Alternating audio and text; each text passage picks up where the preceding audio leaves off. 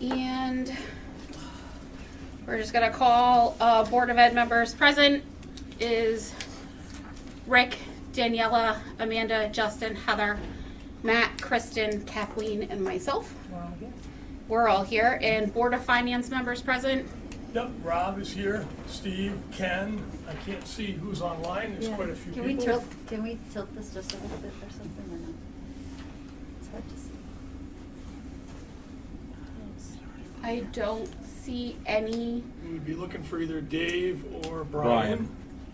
Nikki's on her way. She's actually parking right now. We do have several members on Zoom with the label of iPhone. I do request that you update the handle on that to your name. If you can't do that in the chat, Yes. Please put your name if you're Dave Johnson or Brian Lynch. Please. Momentarily, Nikki will be here, so that'll Okay. provide a quorum. That'll give you your That'll give us a quorum? for the Okay. plan. So Thank you. are we good to move forward then? Yeah. All right. Yeah, I don't want to hold everyone Okay. up, but Nikki is coming in, and we're not going to perform any business between Perfect. now and All right, so then we'll start with Pledge of Allegiance. Kathleen, you want to lead us, please? I certainly will.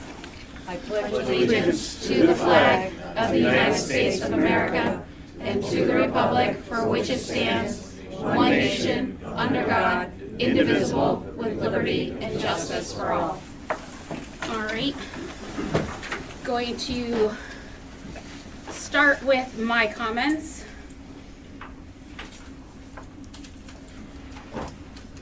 All right.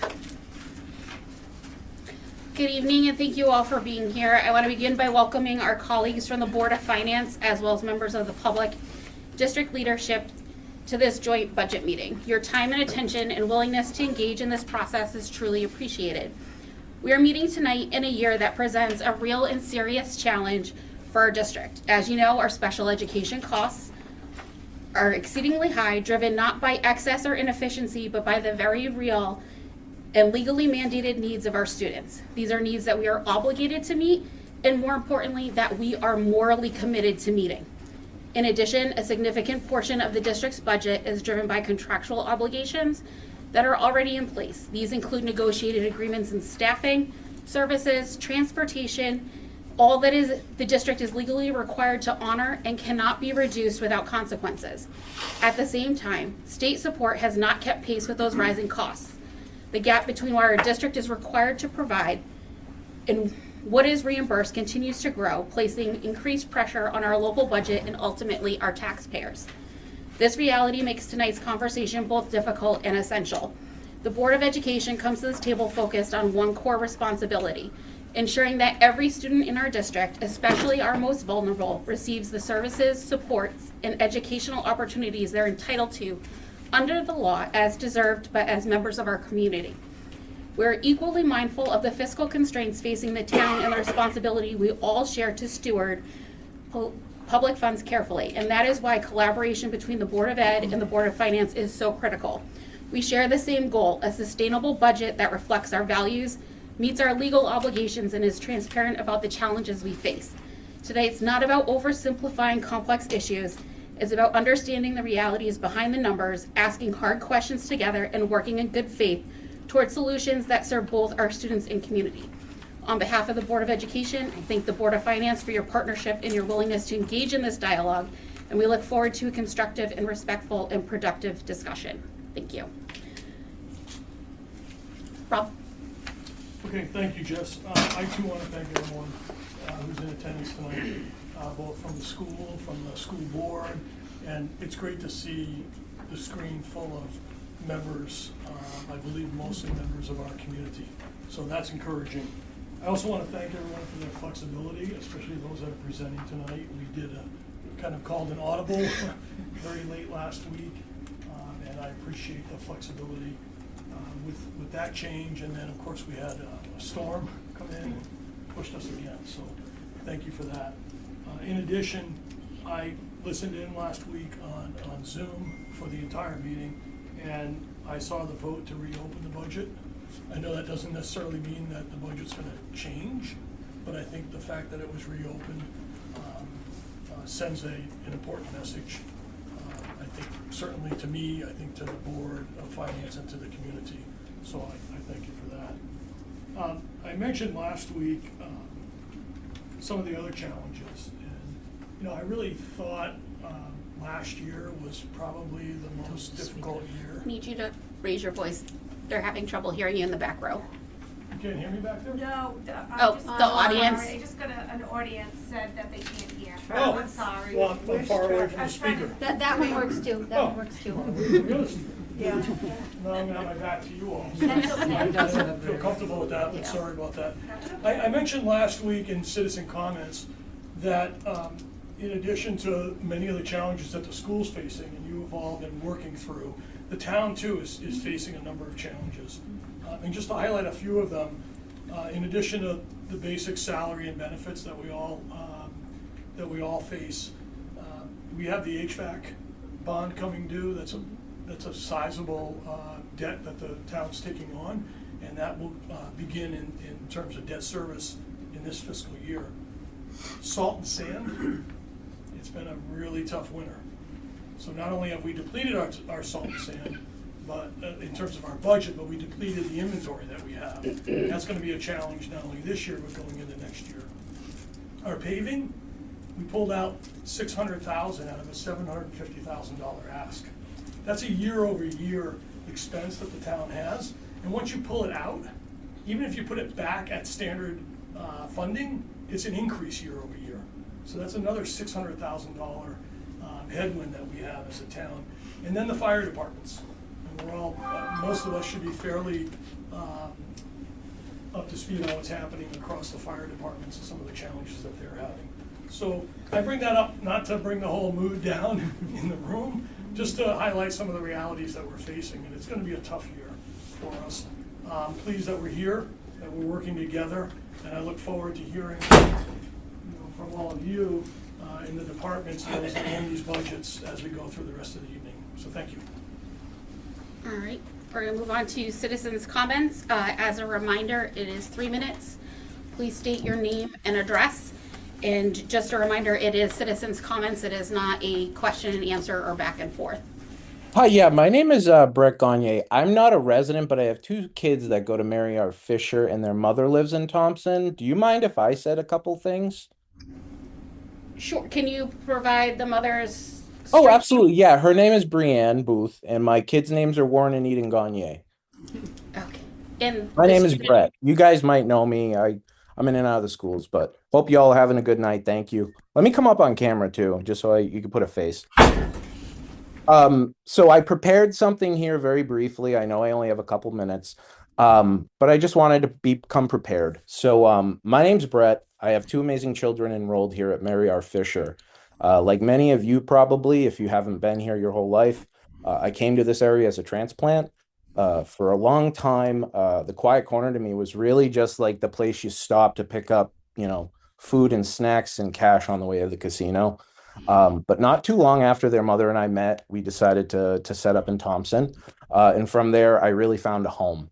So at first, the slower pace and rural setting here was really a little off-putting because I grew up near the city, quick access, the convenience, things that come with that. So over the last 6 or 7 years, we had our kids. Unfortunately, their mother and I separated, but we maintain a healthy relationship for them.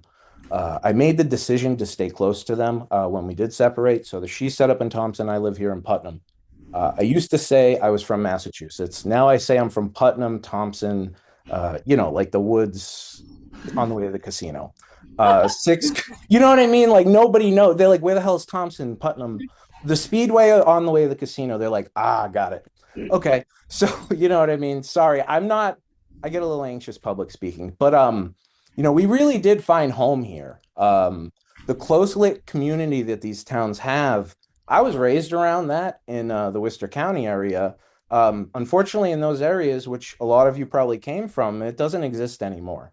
I found a lot of what I used to have as a child here. And this place is an absolute friggin' gem. You really can't touch the Quiet Corner. I really do love everything about it. I spent decades working in technology. So I worked at Apple for about 15 years, and a big campaign during their 90s revival was Think Different. I really stuck to that motto even as a child and up to today. I'm very fortunate with somebody with some college experience and a GED to say I worked for the biggest tech company in the world for 15 years. Our kids have grown up, and I'm really trying to look at that think different scenario. I understand everybody's struggling right now. The person earlier talked about some of the other budgets. With my experience in technology, and the fact that like I am a creative person and I do think out of the box.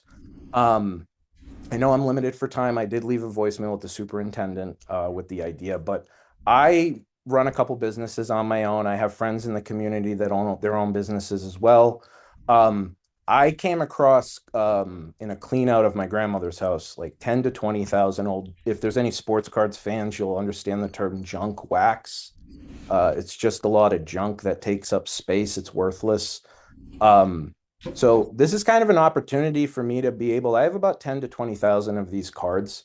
And I've been kicking around the idea of maybe having the kids draw on them in art class or maybe send some home with them to like draw art on them and sell them for $1. Even some of the older kids, if they are artistic, they could really do some nice art pieces on these and maybe set them up in a community place. Community center or the library. And I mean, even if they bring in $1 or two, it's looking at it from the other side of things instead of making cuts. I know I took up a lot of time and I actually deviated from my speech, but I think you guys get the gist. And if you guys all want to reach out to me or anybody has any additional questions, Nick has my number. Zach Labonte has my number as well. But I think it's really important for us all to band together and try to figure out outside of the box solutions here because the kids are our future. And honestly, I have a lot of older relatives. I come from a big Italian family. And one thing that I was raised on was a statement of it takes a village. Um, and our kids need that right now. So I appreciate your time. I sincerely apologize. I probably went over. But I would love to work with the town to try to figure out an alternative solution than cuts. Thank you for your time. Thank you. Nicole Kenny? Hi, can everyone hear me okay? Yes. Yes. Okay, so my name is Nicole Kenny. I am a mother of three little boys in town who attend Mary R. Fisher. And all three of my children have been here since the beginning. All three have entered into the school through birth to three through early intervention, have received amazing resources and support through the preschool system. And now my oldest is now in first grade. I currently have a first grader, a kindergartner, and a preschooler, all under the special ed program. And I know that if the budget doesn't go through, one of the programs at risk is, I know there's been talks about the preschool program in addition to the language-based program. And I just wanted to speak on that for a minute because the current programs that you guys have in place for these vulnerable students that need special ed are so valuable. My son has entered the school who is completely nonverbal. He is on a one-to-one and now like thriving in a regular classroom. I think a lot of this has been due to the amazing preschool program that they have in place, the size of the preschool program. Research really does show that early intervention is the biggest key to, targeting these children, and they're so vulnerable. And I'm afraid that these resources, if we lose them, are really going to impact them severely. Not only that, but increasing our, I think in the long run will increase our special ed numbers in the long run because these kids are not getting the support that they need at a younger age. In addition to the language-based program, I, was on the fence of whether when my son got diagnosed with dyslexia, to see if I needed to go to a school that had a program that would better support him, and actually was looking to put my house on the market. And I have had the most wonderful experience here at Mary R. Fisher. The language-based program that you guys have put in place is, so valuable and impactful.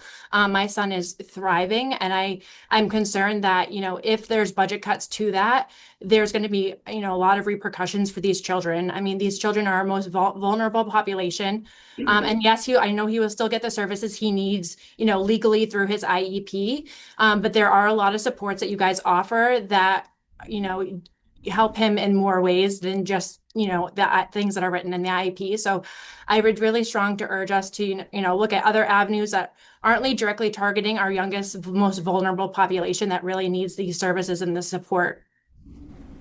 Thank you.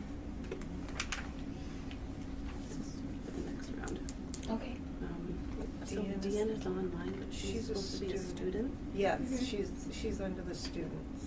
So we could have her now or wait till her turn. Okay, Isabella Stewart. Well, that's when we go Oh. to student programs. Oh, they're in for that now? Yeah, so Okay. we're still on Okay. the comments. All right, Okay. Her 3 minutes is over. okay. All right, and then any citizens' comments in the room?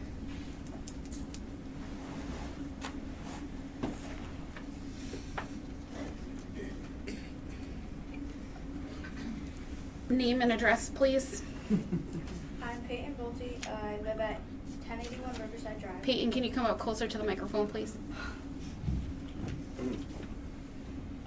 I live at 1081 Riverside Drive, and I'm a student at this district. I'm here tonight to speak in support of our sports, music, career pathways, and other student programs. These programs do more than fill our schedules. They help shape who we are. Sports teach teamwork, discipline, and perseverance. At the high school alone, over 100 of our 168 students participate in athletics. Music and the arts give students a voice, build confidence, and creates a sense of belonging. Once again, more than 100 of our 168 students are involved in music. Career pathways and hands-on learning programs help students discover their strengths and prepare for life after graduation, whether that means college, the workforce, or the military. Our most popular pathways serve nearly 40% of our high school students. For many of us, these programs are the reason we feel connected to school. They motivate students to show up, stay engaged, and work toward our goals. They also create safe, positive spaces where students can grow academically, socially, and emotionally. My freshman class and I had the opportunity to take high school classes during our 8th grade year. That class experienced the lowest number of students leaving the district. So I asked, why would anyone advocate to remove programs and opportunities that help keep students at TMHS? I respectfully ask the boards and our community to continue supporting and investing in these programs, so all students, not just some, can benefit from a well-rounded education. We are a small school with big opportunities. Thank you for your time and for listening to the student voice. I also have another statement for another resident, and she said, "Hello, my name is Christine Labonte. She lives at Cornwall Road. I have had 4 children enrolled in the Thompson Public Schools. I have also been an educator in the Worcester Public Schools for 25 years. I would like to share today about the impact that Orphan Gillingham program has had on my 2 daughters. The daughters are currently in grades 9 and 6. They have attended Thompson Public Schools since preschool. They both have been diagnosed with learning disabilities, which has made learning very challenging for them, specifically with learning to read. Both girls were working with an IEP very early on. They received countless reading interventions, small group instruction, and even after-school tutoring. They were simply not learning how to read despite the best efforts of the school, the teacher, and myself. It was very frustrating for all of us, but especially the girls, and they both were often upset because they were not successful in school. It wasn't until the Orton Gillingham program was introduced to them that they had success. They were both chosen as students to work with the teachers as they were being trained. Finally, the light bulb went off for them. It was this specialized multisensory reading approach that finally worked. Both of my daughters finally learned how to read only after being taught in this way. I've heard of the language-based classrooms and how being offered in the elementary school, and I only wish that they had been available for them. This way of teaching literally changed their lives, and I am sure it is changing the lives of many other students in Thompson. Now that we know, there is no way we can go back. The students deserve it. Thank you. Any other citizens' comments in the room? Hello, my name is Danielle Kozlowski and I live at 80 Sunset Hill Road in Thompson. My husband and I grew up in Thompson, and education has always been very important to our family. I attended private school in Webster until 8th grade and graduated from Turlock for high school. My husband attended St. Joe's in Thompson for elementary school, came here for middle school, and then graduated from Ellis Tech for high school. When our daughter reached school age, we were living in Webster and enrolled her in the private school in town. Our experience with her there was very positive, especially since she started school during COVID when class sizes were smaller. When the time came, our son also attended the same preschool. However, our experience there was quite different with him. He was in a class of 28 3- and 4-year-old students with 1 teacher and 1 aide, and he became very overwhelmed. While he is bright and capable academically, the environment led to behavioral struggles that many of the children in that class were also experiencing. In early 2023, we moved back to Thompson and decided to transfer both children to Mary R. Fisher at the beginning of this school year. I will admit I was nervous about such a big change, but our experience has been nothing short of excellent. Our son is now in the full-day preschool program where he has truly come into himself. With the smaller class size and dedicated staff, he is learning to manage his big emotions, follow school routines, and prepare for kindergarten. His teacher is always accessible and genuinely invested in his success. The preschool program is an absolute incredible resource for our town. We were also pleasantly surprised to learn how closely students are assessed and monitored academically. Early in the year, our daughter was identified as needing support in both reading and math. Within a month, she was enrolled in the during school reading program, and the progress has been remarkable, and she now loves reading. She has also begun the after-school math program, which is helping strengthen her foundational skills. These are services we did not have access to at the private school, and I am so grateful that they are available to all the families here in Thompson. We're also thrilled with the extracurricular opportunities offered. They have Forteza, which is the fancy term for the chorus. They're in the play ensemble this year, reading and math clubs, music and band, and school sports as they grow older. These experiences help create well-rounded students and a strong sense of community that we both grew up in. Having come from a private school and looking at this in terms of financial burden, I believe our property taxes are reasonable. Does anyone ever want to spend more money on objectively invisible benefits? Of course not. But as a parent, if I add up the cost for a child to attend a local private school, which includes yearly tuition with increases every year, after-school charges since busing is only available to Webster residents, fees for tutors and extracurricular activities, the large school supply list that each child's family is responsible for purchasing, plus donations for class supplies and holiday parties, along with all of the fundraising and volunteering required, and the yearly uniform costs are equivalent to less than half of what we pay for property taxes to own our home and a very large piece of land in town. We were very on the fence about leaving private school, but I can honestly say that the Thompson School District has exceeded our expectations. The staff is welcoming and supportive, and many already know both of my children by name, and we truly wish we had made the switch sooner. After just 5 months in the school, my kids are absolutely thriving. Not having funding for all the aforementioned services would be detrimental to not only my kids, but all the students in the town of Thompson. Thank you. Thank you. Any other citizens' comments in the room? All right, so then we're gonna move on to item number 5, moving into our budget meeting number 3, update of student programs. Okay, we have some students here that have been willing to talk about the importance of the programs that they are participating in. So, Ms. Pedersen, can you call them off? Oh, sure. Oh, yeah, you go right on ahead, Daniel. We have Isabella Stewart.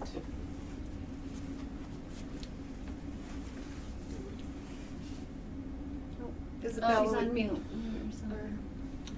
No, we can't hear her. Nope. Do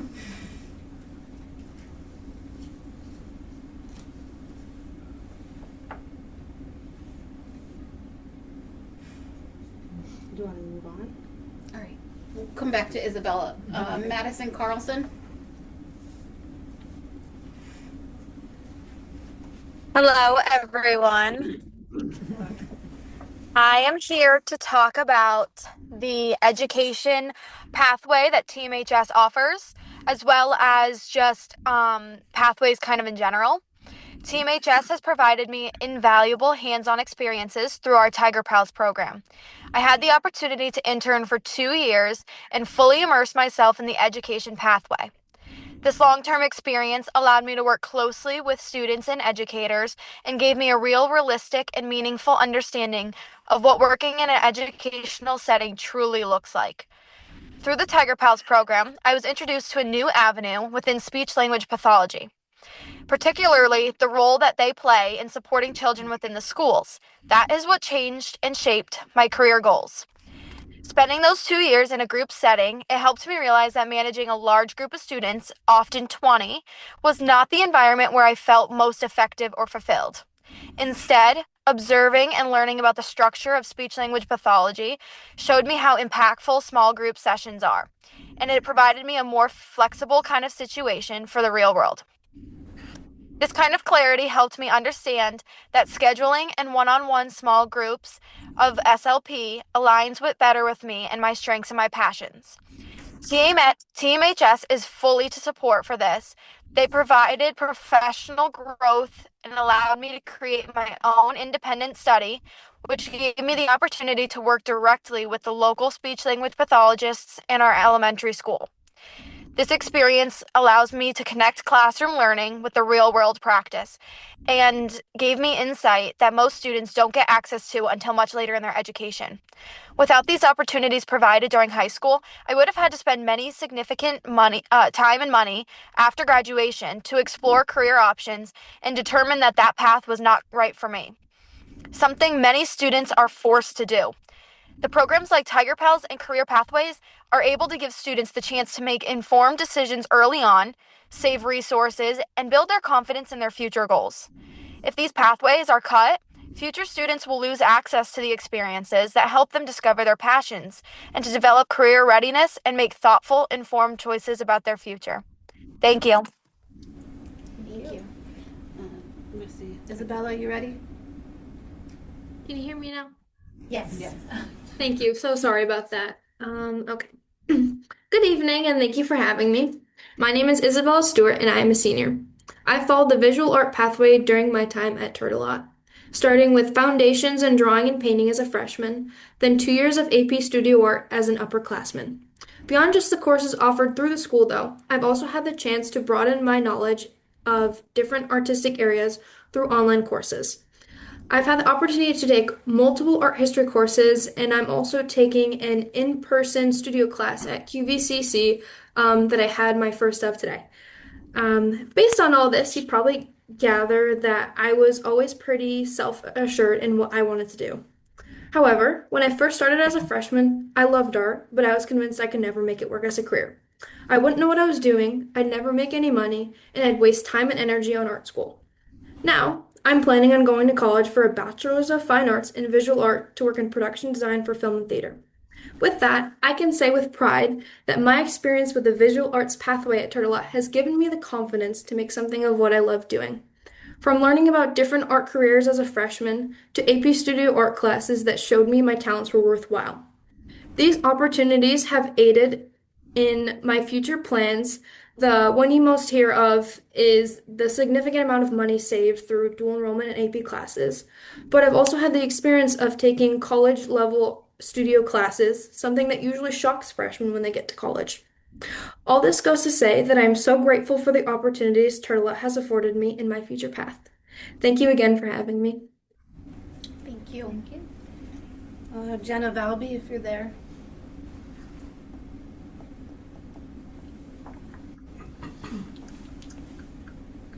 Can you hear me? Yes. Hello? Okay, so I just want to thank everyone for the opportunity to let me speak. I am a senior at Tortelot, and I was just asked to speak about the business pathways here at Tortelot.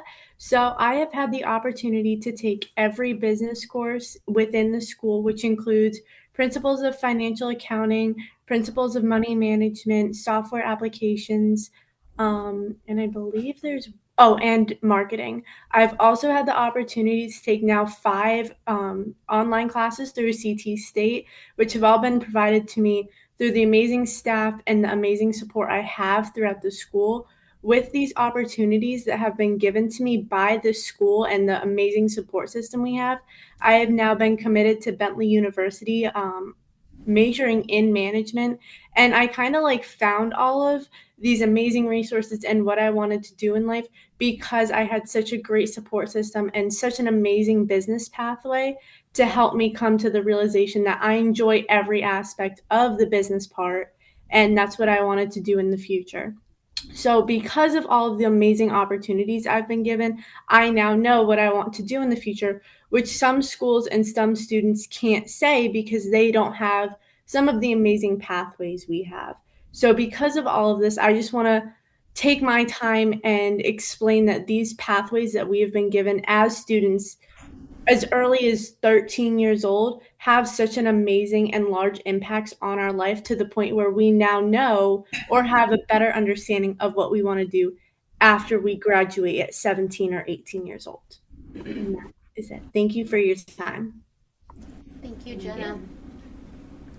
All right, is Noah Russell on the line? Let's see.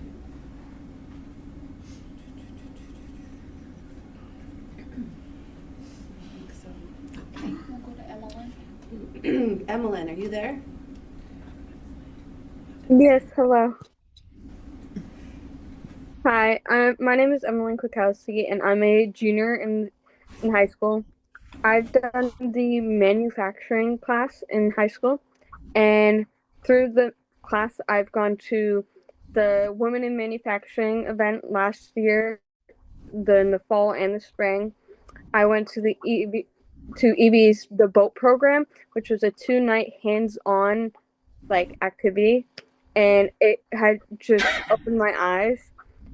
I like how with our pathway that with the manufacturing pipeline or pathway, sorry, we are able to go and do a bunch of hands-on things with different schools and go to see different manufacturing things because it's not all just welding.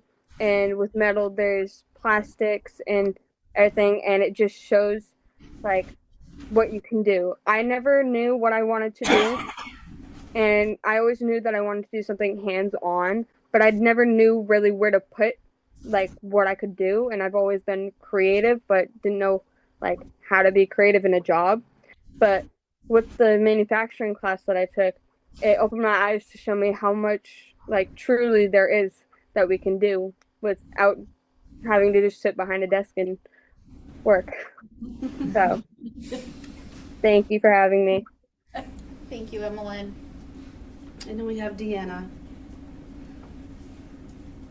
I know she's there. Yeah, Sure.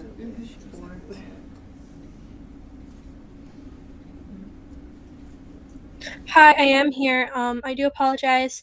If you don't know, I got my wisdom teeth out yesterday, so I'm going to try my best. So I'm going to see if my camera's working. It might not. It might. I don't know. But I am here to speak about the culinary arts program here at TMHS, which is something very close to my heart. As you can tell, because I'm here right now speaking about it, even with my horrible teeth. I actually have recently got accepted to Johnson & Wales University for culinary arts with a $28,000 annual scholarship. And culinary arts has been one of the biggest parts of my life since I was young. There I am. Since I was young, I knew that I wanted to do something with culinary arts, whether it was cooking in a little cafe or something.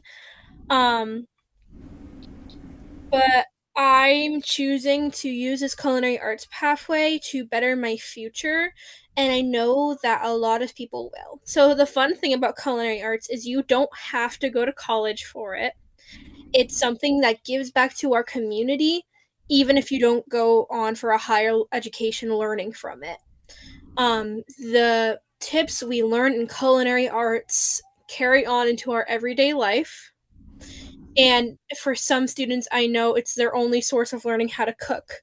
I would like to say that one of the biggest reasons I stayed in culinary arts was because our chef, Chef Graf, we don't call him Chef Graf, we call him Chef. And if you've seen Chef or a teacher has been down to our food or anything, you know I'm there. It has been one of the most amazing chapters of my high school career, and as a senior, it has helped me better myself and my better education. With chefs retiring this year, I hope to have someone for the rest of the students that helps them in a way Chef has helped me. The culinary arts pathway, again, is one of the most amazing fields I could ask for. I also got to get out into the community. I had a job shadow at New Boston Beef, which opened many career pathways. I loved chatting with Sarah, and I'm actually planning on going into working for the Boston Bruins, which is so funny because she worked for the Patriots. But yeah, and I would just like to say I'm very passionate about everything. I'm also in TSLT, the music department, and the opportunities here at TMHS cannot, like, it tops a million other schools. I've been in and out of school districts my whole life, and I'm so happy I got to have my whole high school experience here at TMHS. Thank you, Deanna. All right. Excuse me, Jess. Yes. Two things. Mm-hmm. One, student update of student programs. I really had no idea what to expect, but that was the highlight of my night. Okay. Sorry for everybody for 5B and onward. It's going to be hard to. That was really awesome, and a shout out to the students for the courage, and they were very well spoken and articulate. Number two, Danielle, could you note for the record that Nikki arrived at 6:10? I didn't want to interrupt. Yes. She arrived at 6:10, and that brings the Board of Finance to a quorum. Thank you. Thank you. All right. Move on to budget overview. Mr. Steglis, do you want to take the driver's seat on that, please? Sure. Welcome back, everyone. Hello, Board of Finance. The package you have in front of you is similar to what we saw last, but there are some marked differences I'd like to walk you through. Kind of high level. Page 1 is a page everyone's used to looking at. Summary by department with very high level explanation of changes. Pages 2 through 8, the first 5 or 6 or 8 columns there are what we're used to looking at, but in response to the interest of diving or even documenting our deeper dive on a line by line item basis, some of the larger fluctuations now have explanations off to the right-hand side there. And there are other changes that aren't explained. Many of those are covered by the explanations at the front. But these were specifically items that folks had mentioned they were seeking an explanation on. So that might help us guide our discussion a little bit later on. And I can already hear the Board of Finance saying, why don't we do that on the town side? Noted. Thanks, Bill. You're welcome. Mr. Steglitz, I think we need bigger pieces of paper. That's usually Brian Lynch's comment, but I'll take it. Pardon me, Bill, could I ask a quick question? Sure. The file that you emailed us, is that, other than the comments, is that the same as this one? It's the same. Okay, The numbers are the same, yes. Thank you very much. Yep. And then pages 9 through 11 are another view of the same budgetary information where we're looking at the object level. So that allows you to look at, for example, technician salaries all rolled up, or nurses' salaries. It's within our accounting system. That's called the object level view. We've also recently added a number of positions column in response to curiosity around how many positions are represented by each of the salary lines. So you'll see that in there as we proceed through some of the comments. You'll see we've got a little bit of reclassing, some recoding that I have to do that moves the numbers 1 or 2 here or there.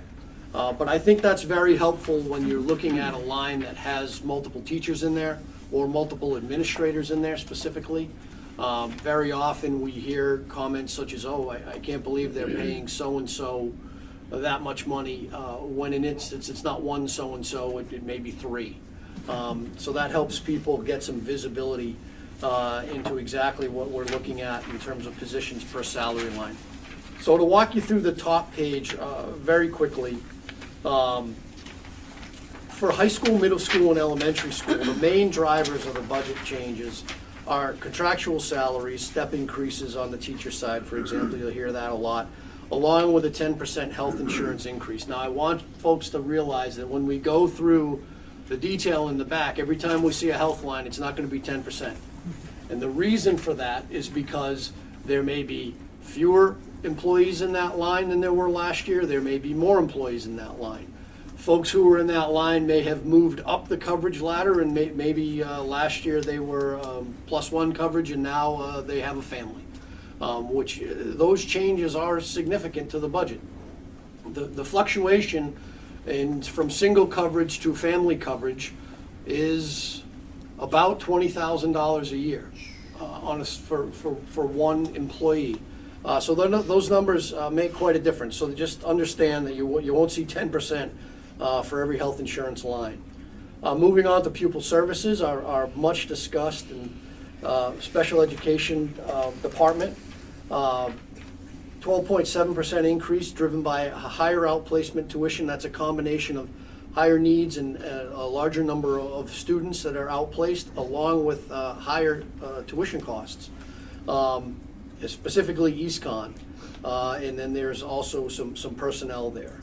Health services, kudos to Nurse Grauer for keeping a very tight lid on her budget. The only increases there are contractual salaries. District-wide, a large increase here because the Board of Ed has now taken back in 100% of the cafeteria's health insurance. In the past, specifically going back to COVID, the district had an opportunity to push some of those health insurance costs into the cafeteria because the reimbursement rates were higher and there was a much higher amount of grant funding that was available. At this point, that's just unsustainable. And it would be, frankly, irresponsible to keep those costs in the cafeteria fund, because ultimately any overages that the cafeteria runs revert back to the district. So the Board of Ed took action and took that back into the budget. District-wide also includes our insurance policies, so you see higher workers' comp and liability rates. We have, unfortunately, some severance payments coming up in fiscal 2027, and then we also saw an increase in BOAG tuition. On the plant side, facilities transition costs, HVAC maintenance has been put in place. We just, as all of us know, invested heavily in HVAC systems here at the facility, and the budget makes room to maintain those improvements. We are budgeting, as we are on the town side, for a 10% electricity increase. Once again, unfortunately, we don't get a lot of guidance on that. From chit-chatting with fellow finance directors in other towns, everyone's using 10% again this year. Health insurance, I've already mentioned, and partially offset by fuel savings. Although this is a minor savings, it's something I'm particularly proud of.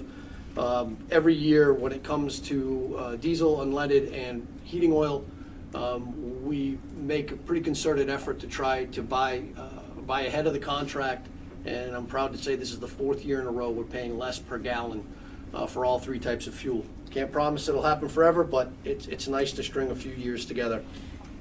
Transportation at 4.3%. That is a combination of the contractual increase with DATCO, offset by fuel savings and bus route reductions that were put in place actually this year. High school athletics, pretty flat. Technology, up 2.1%. Replacement of network switches, salary increases, and partially offset by the removal of some software programs that the technology group kind of reevaluated the whole roster of what we were using, and were able to eliminate a few of them. So nice to see some savings there. Middle school athletics, higher liability insurance rates flowing through there. Curriculum, a reduction, primarily in supplies, and then ESY and summer.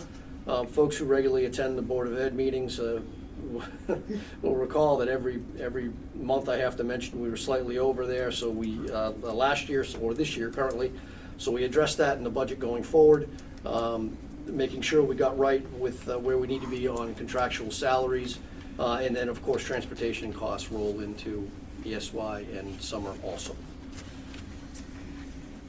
How's that for a summary? Beautiful. Any questions on Mr. Steglett's summary? Board of Finance. Rick? If you don't mind, on the health insurances, what's the ratio employee to employer comp on that? Sorry. I just took a drink. It depends on the contract, but it's between 18 and 20%, depending on which union you're talking about. Similar to what we see on the town side too. Thank you. Nikki? On the BOAG, is the increase due to more students going or the Correct. increase of the program itself? Yeah, so we currently have 21 students, and we know that 17 applied. Minus out the 6 that are going to graduate will bring us to a grand total of 32. We hear from Killingly that if our students apply, they will be accepted. And so therefore, we will have a grand total of 32 versus 21. And we figured today that the tuition to go to BOAG is about $4,000 per student. However, 4 or 5 of those students do have IEPs, and therefore we will get an additional bill for any kind of special education services provided to the BOAG. I don't have an estimate of what those costs are yet, but I will find that out. We still pay the special ed costs? Yes. Correct. Not the school they're attending? Correct. Mhm.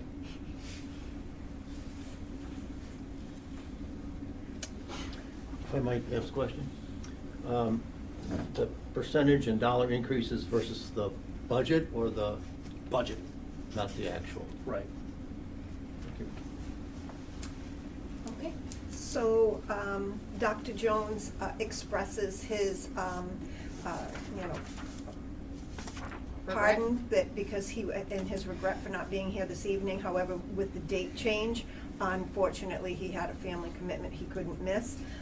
So therefore, I asked him to record his overview of his budget. So if you look at this packet here with a little graph, we're going to call up Dr. Jones' recording, and he's going to walk us through this. You're cool. It's like AI, do we get to ask them questions? I will record the questions and get the answers to anyone. Yeah, just tilt this a little bit. The cord seems like it would allow me. Careful with Just that be cord. very careful with that cord because we had one already break. And that one's on its last. I'm not gonna. Yeah, don't touch it. Sorry. Here at Thompson Public Schools. My apologies. Hold on, never mind. A good way to start. Director of Pupil Services here at Thompson Public Schools. My apologies for not being able to be in attendance this evening for the rescheduled Board of Education and Board of Finance meeting. I want to take a moment to just pull up my report so I can go through this as detailed as possible and reference the report. Okay, so I thought it would be a good way to start to showcase the staffing that we have in place to service the students that we have identified under special education. So I broke it down by school, and if you start here with Mary R. Fisher Elementary School, we currently have 9 special education teachers in place, 1 social worker, 1 speech and language pathologist, 1 speech and language pathology assistant, 19 paraprofessionals, as well as a one-on-one registered nurse, and also a half-time board-certified behavior analyst. There are currently 77 students that have qualified for special education services and supports. These numbers are Oh, don't leave us hanging.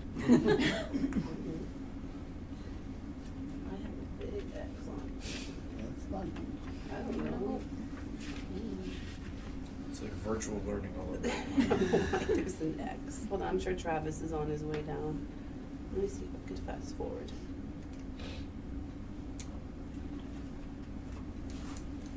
This is why I don't work technology.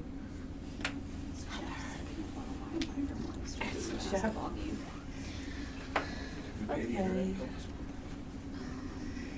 Hold on, how is it on today?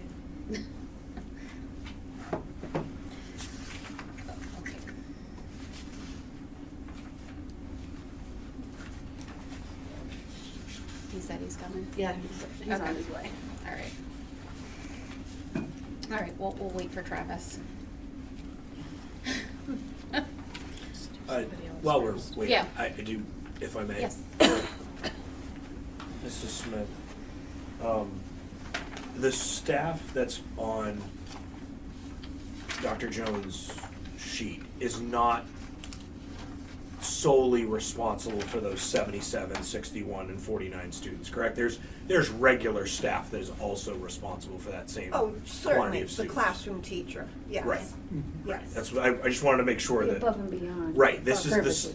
this is the services that I just want to Layered make sure up, that yeah. that was clear, that it's not just that there is a higher level of these are the above and beyond the normal staff that would take care of this That's level. exactly right. So everyone gets general education, even students with IEPs and 504s. Everyone has equitable access to the curriculum through Gen Ed. But then the specialists on top of that is to give students access to the curriculum in an individualized One. fashion. There we go.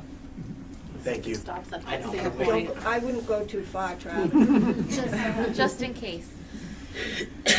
Social worker, one speech and language pathologist, one speech and language pathology assistant, 19 paraprofessionals, as well as a one-on-one registered nurse, and also a half-time board certified behavior analyst. There are currently 77 students that have qualified for special education services and supports. These numbers are fluid. I know everyone understands that, but again, I just want to emphasize the numbers are fluid. These are the most current and up-to-date numbers. The middle school, currently 4 special education teachers, a half-time speech and language pathologist. We have a full-time occupational therapist. That is a district-wide position. This individual services all 3 schools. We have a half-time board-certified behavior analyst. As I just mentioned, we have a half-time in the elementary, while the other half is in the middle school, and 5 paraprofessionals. Currently, 61 students have qualified for special education services and supports. The high school, there are currently 2 special education teachers, a half-time speech and language pathologist. We have a full-time district-wide school psychology position that we're currently trying to fill. We have a full-time board-certified behavior analyst, a full-time social worker, 5 paraprofessionals, and 1 one-on-one certified nursing assistant. There are currently 49 students under special education. Important to note, we utilize 1 bus with a monitor to transport these students that require door-to-door transportation, the elementary, the middle, and the high.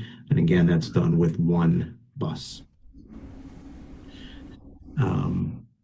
Bradley School, Windham County, that is a state-approved specialized school located here in Thompson Public Schools. At one time, we had an elementary, a middle, and a high school. Due to the shortage of special education teachers, we only have a middle and a high school class currently running. Bradley or Brown Health University, otherwise known as, is certainly working diligently to secure another teacher. So eventually, hopefully sooner rather than later, the elementary class will be back up and running. As a result of that, the numbers have dwindled a bit, but I want to just note, currently we're still hosting several other neighboring districts, Stafford, Killingly, Plainfield, and Woodstock. So we have students from the neighboring districts in our Bradley School here on site as the host district. There is only 8 students total in the program, 2 of which are Thompson students. In terms of other placements, we currently partner with EastCon, relocated to Willimantic, Bradley School in New London, the Grow School, the Learning Clinic, Susan Wayne, Meadow Ridge, and Eagle Hill. currently have 21 students outplaced. We're currently only using 4 buses to transport our students to these other schools that we partner with. And the New London run for Bradley does require a bus monitor. With respect to Section 504, again, not special education, general education initiative. Mary R. Fisher, we have 26 students who have qualified for 504, the middle school 32, and the high school 20, bringing that to a total of 78 students. Let me scroll down a bit here. If a student has I will they may require extra start here on the 9-year trend line. So I went back to 2017 and 18. I came to the district in February of 19. I thought this was important to look at and follow the trajectory here. Dating back 2017, there were 13 students outplaced.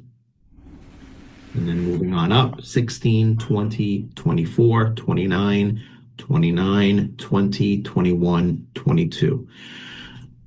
Now, if you look at 1920 and you see the orange, that is, again, 20 students are outplaced total. Of the 28 were moved to the Bradley program here on site. So during that year, only 12 students were outplaced to other schools, while 8 were here in Bradley School, Windham County. And you can follow that trend line as well. So we tried to increase it the next year from 8 to 12 to 14 to 14. And then you see it start to dabble off 8, 6, and 6. And currently right now we have 2. Again, this is largely in part due to the teaching shortage in the area of special education, but also it's important to note that, you know, students have done well in the program and we've been able to transition them to a least restrictive setting. I'm going to jump back up to the charts. So here, the first chart, without the Bradley School Windham County program, from 2019 to 2026, and again, 2019 being the inception year. So you see this orange section for transportation without the program, and again, these numbers are approximations. The cost for that would be roughly $2 million for the number of students, and it's basically taking these numbers here in the orange, okay, and dividing that out. This was the positive outcome. We avoided this.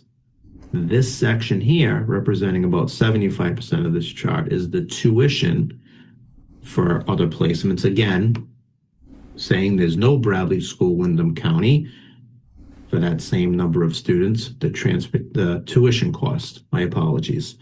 So with that being said, we transition to this chart here with the Bradley program being on site.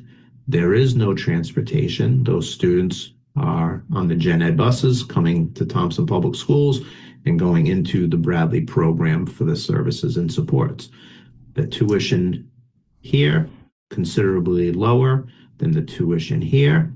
So when you factor this in, let's go to this narrative. Bradley School, Windham County has provided the district with cost avoidance over the past 7 years by approximately $2 million in transportation and $4.75 million in tuition, for a net differential of $4.5 million, otherwise known as positive outcome.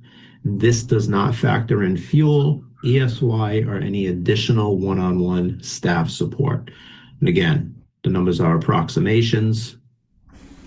These numbers are fluid, but this gives you the general idea of how important the program has been for the district. Yes, financially, but more so the least restrictive setting, allowing students have access to typical peers, general education classes, being able to go out for specials, phys ed, music, tech ed, all the programs in the high school, wood shop, electrical, so on and so forth.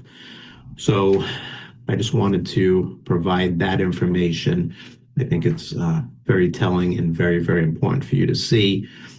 But again, challenging with the shortage in the special education teacher field as a whole. So we're definitely feeling the effects of that. As I slide here to the next page, this is basically what I referenced to start the presentation, but it's just a bit more in depth. So just bear with me. Again, Mary R. Fisher Elementary School, as I stated, 77 students that have qualified for special education services, 26 qualifying for Section 504. A better breakdown or a more in-depth breakdown of the staff that we have in place: 5 inclusion or resource special education teachers. They're pushing into the gen ed or pulling students out into a smaller size classroom for small group instruction. That's for grades K to 4. 2 life skills special education teachers, pre-K to 4. 2 inclusion pre-K teachers, 1 social worker, 1 guidance counselor, 1 speech and language pathologist, 1 speech and language pathology assistant, 4 program paraprofessionals for each of the 4 preschool programs, 3 program paraprofessionals for 3 kindergarten classrooms, 1 registered nurse as a one-on-one. That's a contracted position, meaning position is not hired by the district as a district employee. We contract with an agency to receive those supports and services of this individual to work in the district. There are 19 paraprofessionals in the elementary school, 6 of which are general education positions, 13 are special education positions, whether one-on-one or classroom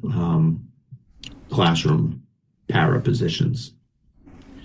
Part-time board certified behavior analysts split at the elementary school.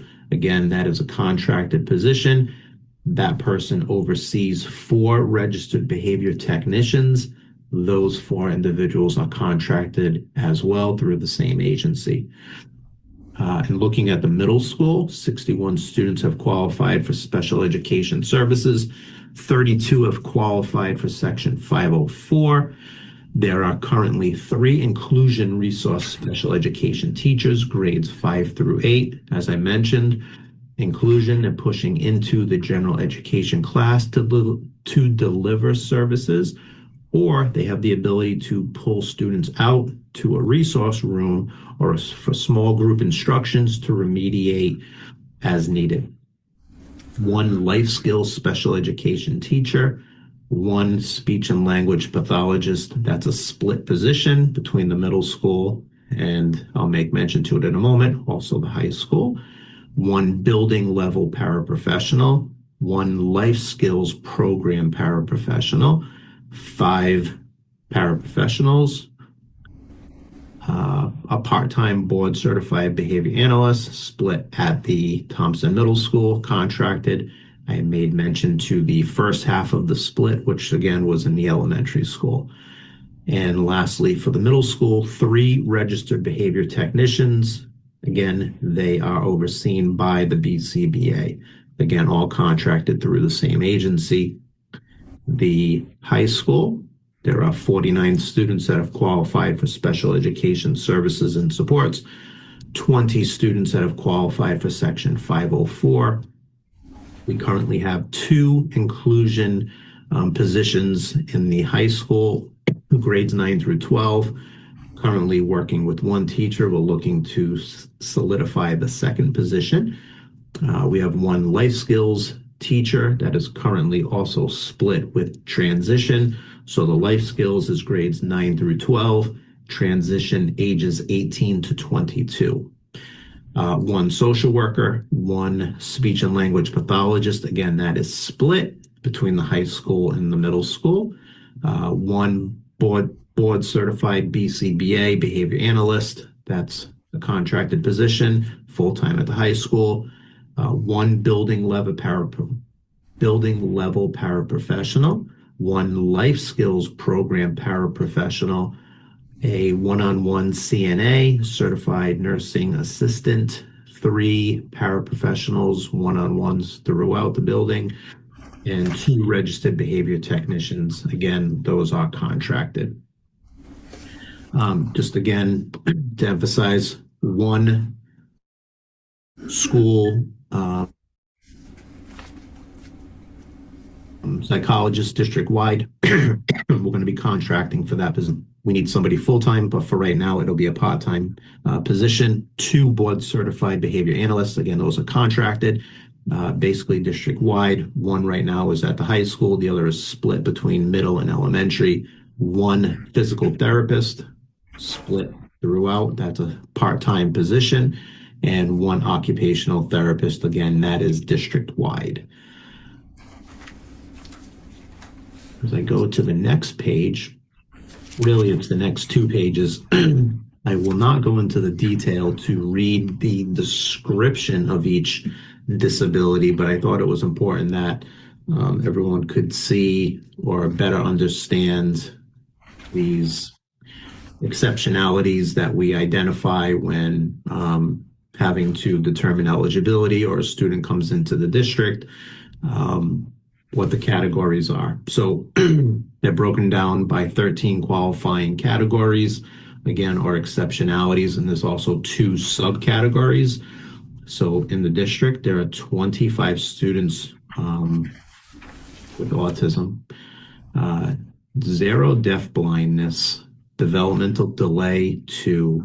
And again, these numbers are fluid, but the most up-to-date that I'm able to share: emotional disability 11, hearing impairment 0, intellectual disability 3, multiple disabilities or comorbidity, multiple disabilities going on 9, orthopedic impairment 0, other health impairment 12, separate other health impairment solely ADD, attention deficit disorder or disability, and attention deficit hyperactivity disability 15, specific learning disability 54. Here's a separate category off of specific learning disability, specifically dyslexia 25, speech or language impairment 31, TBI, traumatic brain injury 0, visual impairment 0. So those numbers are what currently make up our students that qualify for services. Okay. Bear with me. So Bradley School, Windham County, a program that again opened in 2019 in partnership with Thompson Public Schools. I think it's important to note here, again, this is a program that was thriving and we've had some challenges with the teacher shortage. However, this is a program we really believe in and really has done wonders here in Thompson. It's not, the end all be all for all students, but it certainly has its place. So we're looking and working closely with the Bradley team to fill these positions, and hopefully in due time we can get that back to the way it was when it was really flourishing. Important to note with the program, so as the host district, the district is able to receive a discounted rate once we have X amount of students in the program. So every time we have a 7th student, we receive a discounted rate on one of our students in the program. So, when we have 7 students in the program as the host district, the rate is discounted by approximately $36 per day. And you multiply that over 180 days or 181 days, the positive outcome for 1 student would be $6,480. And that rate that I'm referencing would happen if we had 14 students, 21 students, 28 students, and you keep on going over time, And again, that's a positive for the district, needless to say. And again, currently we have 8 total students in the program, which allows for 1 discounted rate at this time. Some important factors here, I think, definitely worth mentioning would be some uncontrollable variables of high volatility in the department. And again, the department that I'm responsible for is known as pupil services, not just special education. So oftentimes we hear special education is over budget, but again, the department that I'm in charge of, if you will, is pupil services, which is over encompassing of special education. So just looking at a few factors that I think are important to note. For example, number 1, there have been several students, currently 6, that were living here in Thompson, removed through DCF and placed in neighboring towns. I named a few here for you. As a result, Thompson's had to absorb the special education service costs as well as transportation for those students that have been placed. And currently that's about $120,000. I have no say in that matter. Typically the district would receive a letter and letting us know of the situation, and then a PPT is held, and as the LEA, we assume that cost. Another example, there are times in which the districts had to hold internal threat assessment meetings, and as a result, there's been a risk assessment.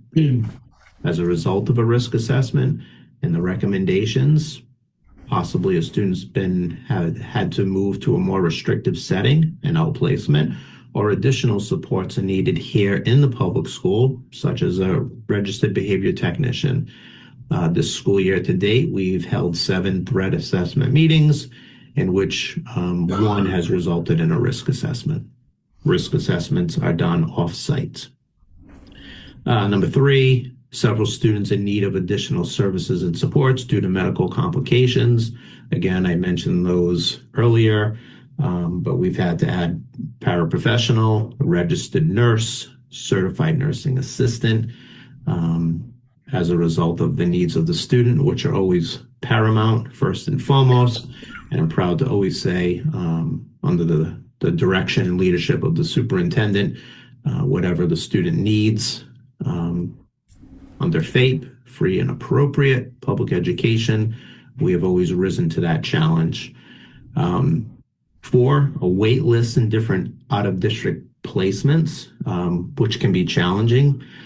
We understand that it's important to have our students in school as quickly as possible, but sometimes due to extenuating circumstances, we're looking to place students in programs that meet the needs of the specific student. And there are times where the placement is full, and then you're looking for other placements, and that can be a challenge. And that's also where you run into issues with the shortage of special education teachers. Students moving into district that are already outplaced. There's a lot that goes into that, but if a student is placed in a program that's here, within the state, and you're looking at the placement and the student's doing well, decisions have to be made to allow the student to remain or start to talk about a transition back. A lot of that takes time, and you want to make sure you're doing it one time. We're not in a line of business where we have students coming in and out. That's not good for any student. But again, the district has had situations like that come about where we've had to absorb those type of costs. School choice, as everyone knows, Killingly, VOAG, QMC, currently 3 students attending with special education services. And right now we're looking at about $40,000 in services. Students that have become hospitalized due to trauma, mental health, etc. District accrues the educational cost while the student is inpatient for tutoring services. Due to increased needs, the district's had to hire 3 paraprofessionals just this school year. Homeless students under the McKinney-Vento Act, I'll leave that there. for you to take a look at what that means. Multilingual learners. And I'll go here to the last part, number 11, the increased special education referrals over the last 3-year cycle. I always like to just keep everyone up to date with those referrals and what that looks like. Number 12, the shortage of special education teachers. This is updated just a few minutes ago. There's currently 186 open special education teacher positions across the state. And I provided you with the link so you can click on that if you'd like, or go to that website. Due to medical complications and mental health, expulsion, etc., the need for in-home tutoring or Project Genesis, that's another program that we do partner with that has really served the district well. But again, those are unbudgeted positions that have come up. And then lastly, the excess cost, again, based on approximations, but I think it's important to just have a general idea. With the increase in the threshold of the tuition and transportation combined, for outplaced students, the district will receive reimbursement only on the costs that exceed $119,000. Last year it was $104,000. Okay, so it went up essentially $15,000 from last year. Again, tuition and transportation combined at a rate of 72.72%. Last year it was 64.19%. So yes, the percent went up of anything over the threshold. We get a higher percent of anything over the threshold, which is good. However, that threshold went up. It went up about $15,000 to $119,000. So again, we receive reimbursement of 72% of any funds over $119,000, and that's tuition and transportation combined. The district currently spending roughly $2.1 million in out-of-district placement and transportation, and will receive approximately $62,000 back in excess cost reimbursement. So the net deficit to the district would be roughly a little bit over $2 million. Again, the numbers are fluid and approximated. I hope this was able to shed some light and answer any questions people may have of the department or myself. And again, I do apologize. I'm not able to be there in person for this rescheduled meeting from this past Monday. I hope everyone is well, and thank you for your time and looking at the slide and this information. Take care. Any questions or discussion on pupil services? Kristen? I know he's not here, but he did a really good job breaking up all the positions for everything that falls under special education, basically, except for the multilingual learners, because that is mandated too. So if he could just put in there, how many of those So we have teachers one MLL teacher. And Kim, how many students? 22. 22 students in 7 languages? Yeah, 22 students in 7 languages. So that one teacher is the only cost resource that they're District-wide, yes. We exceed 22, and then the rule is, or the mandate is, that we're supposed to add another teacher. So one more kid and A few more children, and they're going to be in that bind. How many languages? 7. Matt? To clarify for everybody else in the room, can somebody define a 504 again, please? Just So not everybody knows the 504 numbers. is under the ADA accommodation. It is a plan that's put in place that is not specific to special education. It's actually a general education plan to provide a student with support in the classroom that may not necessarily qualify for an IEP. However, there are dollars attached to those services that are provided through a 504. And as you can see, we have quite a few students. I think we're at, about 150 students on an IEP, on a 504 plan, that we have to, a total of 78, sorry, I'm looking at that quick.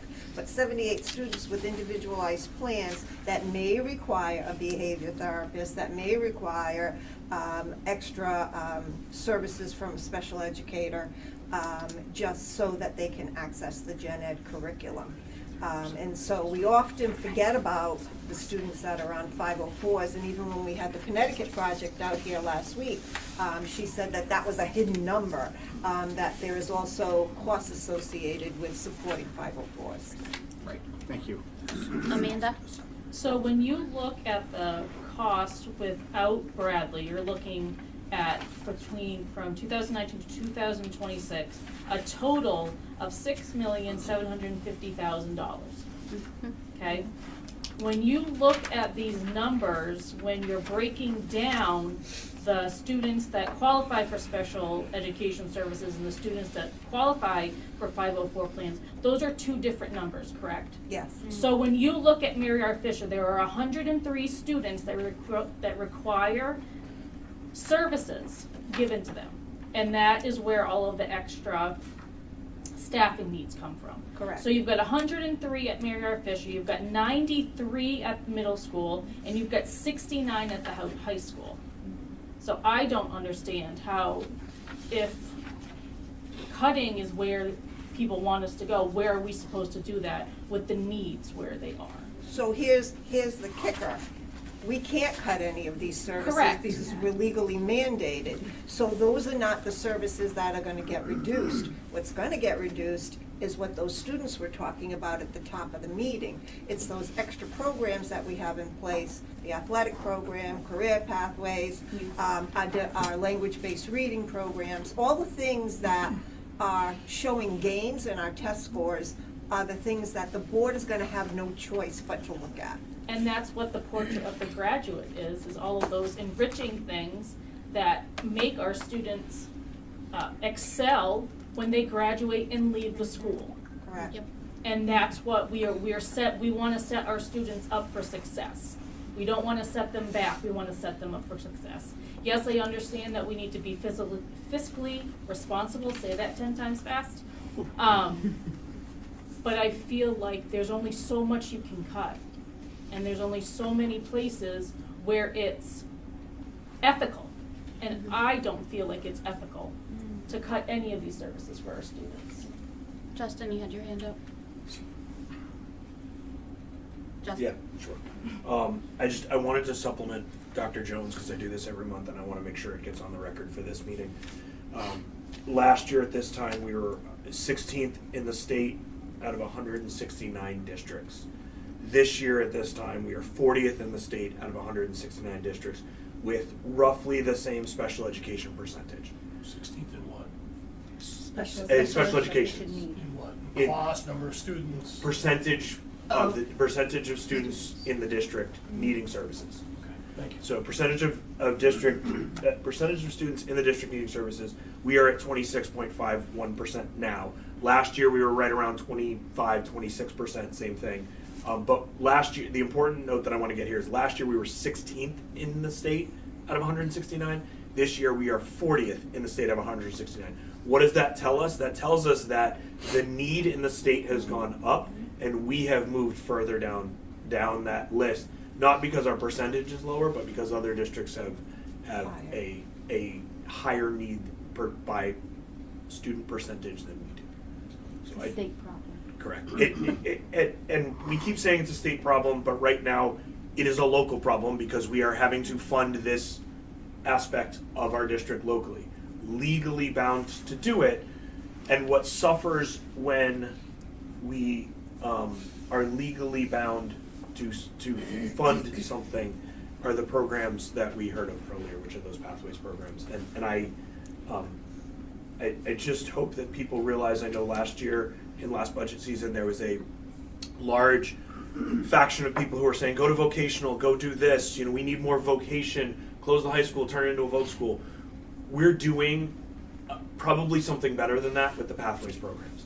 right? We've built out programs that support our students and get them out into the world in a fashion that works for them, as we heard earlier. So I yield, Chairman. Rob? If I could jump back to Amanda, I'm a little slow on the math. When your totals, you added the 77, 61, 49 for the other three numbers in the 504? Is that how you got Oh, your say that again. Sorry. Can you explain how you got She was adding the numbers. So I was adding the 77 and the 26 at Mary Fisher, which came up to 103. And then 61 and 32 is 93. And 49 and 20 is 69. But that's not including the 22 students that are outplaced. Those are the ones that are the multi-language learners that we are required to be able to teach them the 7 languages that they speak, correct? No, the 22 outplaced is outplaced. Those are outplaced. My second question, we consider, if I read this correctly and if I understood the presentation, that we view the Bradley School as out of district. Correct. Even though it's physically here. Even though it's physically here, it's still tuition based. And so 2 questions on that. The first one is, I'm having a hard time connecting the dots on the math. If not the rate, but the discount. The discount, not the whole rate, but the discount is $6,400. Correct. For the 7th student. Yeah, you have to hit the threshold of 7. Not students 1 through 6. No. So how does that tie to the multi-million-dollar savings? Because the cost of the Bradley School tuition is significantly lower than the out-of-district placement. It's around $60,000, I would say, per student, where some of our outplaced are between 85 and 100,000 plus transportation. So it's not the discount, it's the delta between the alternative. Yes, and the Bradley students come in on our regular buses, the ones that we already have, where if we're sending them outplaced, we have to have specialized busing. Understood. And following up from that, this number, is declining over the last 5 or 6 years, 14, 8, 6. It's now 2 Thompson students in the Bradley, 2. And I heard mention a few times of a shortage of teachers. Is it that they don't have the capacity to take the students and maybe 18 out of the 21 could be in Bradley, or is it that they don't qualify for Bradley? In other words, where I'm driving with the question, Melinda, is what's the opportunity here? If they were actually fully staffed appropriately, what would the opportunity? So if they were fully staffed, we would have an elementary program, for example, and maybe some of the students, and I don't know, I don't know their disability, right? But maybe some of those students that are outplaced that are in elementary could transition back. The problem is that they haven't been able to hire someone to restore that position. We meet with them once a week, and really are trying to put pressure, but we've had our own woes about getting special education staff. We even contracted to fill a classroom this year, and that went belly up. That didn't go well, and we're still looking for a special education teacher up at the high school, as well as a school psychologist. When we contract out, and you see a lot of our behavior BCBAs and RBTs, when we contract out, we are doing that through an agency. Sometimes there's cost savings there because we're not paying any of the benefits on that employee, and so there's sometimes cost savings. However, our contracted services, and you'll see that line, that is always seems to be inching up and up because we have to provide service in the general education classroom first, and if that doesn't work, then we move them to a more restrictive setting, a smaller class size, and then if that doesn't support the students appropriately, then they leave the district. So it's a multi-tiered step, but sometimes a student that remains in the classroom can cost us more than a student that goes out of district. It depends on the need of the child. And sorry, I just have 2 more quick ones. Is there a cost for us to have the Bradley housed here? No. Zero. Zero. They pay for everything. Okay.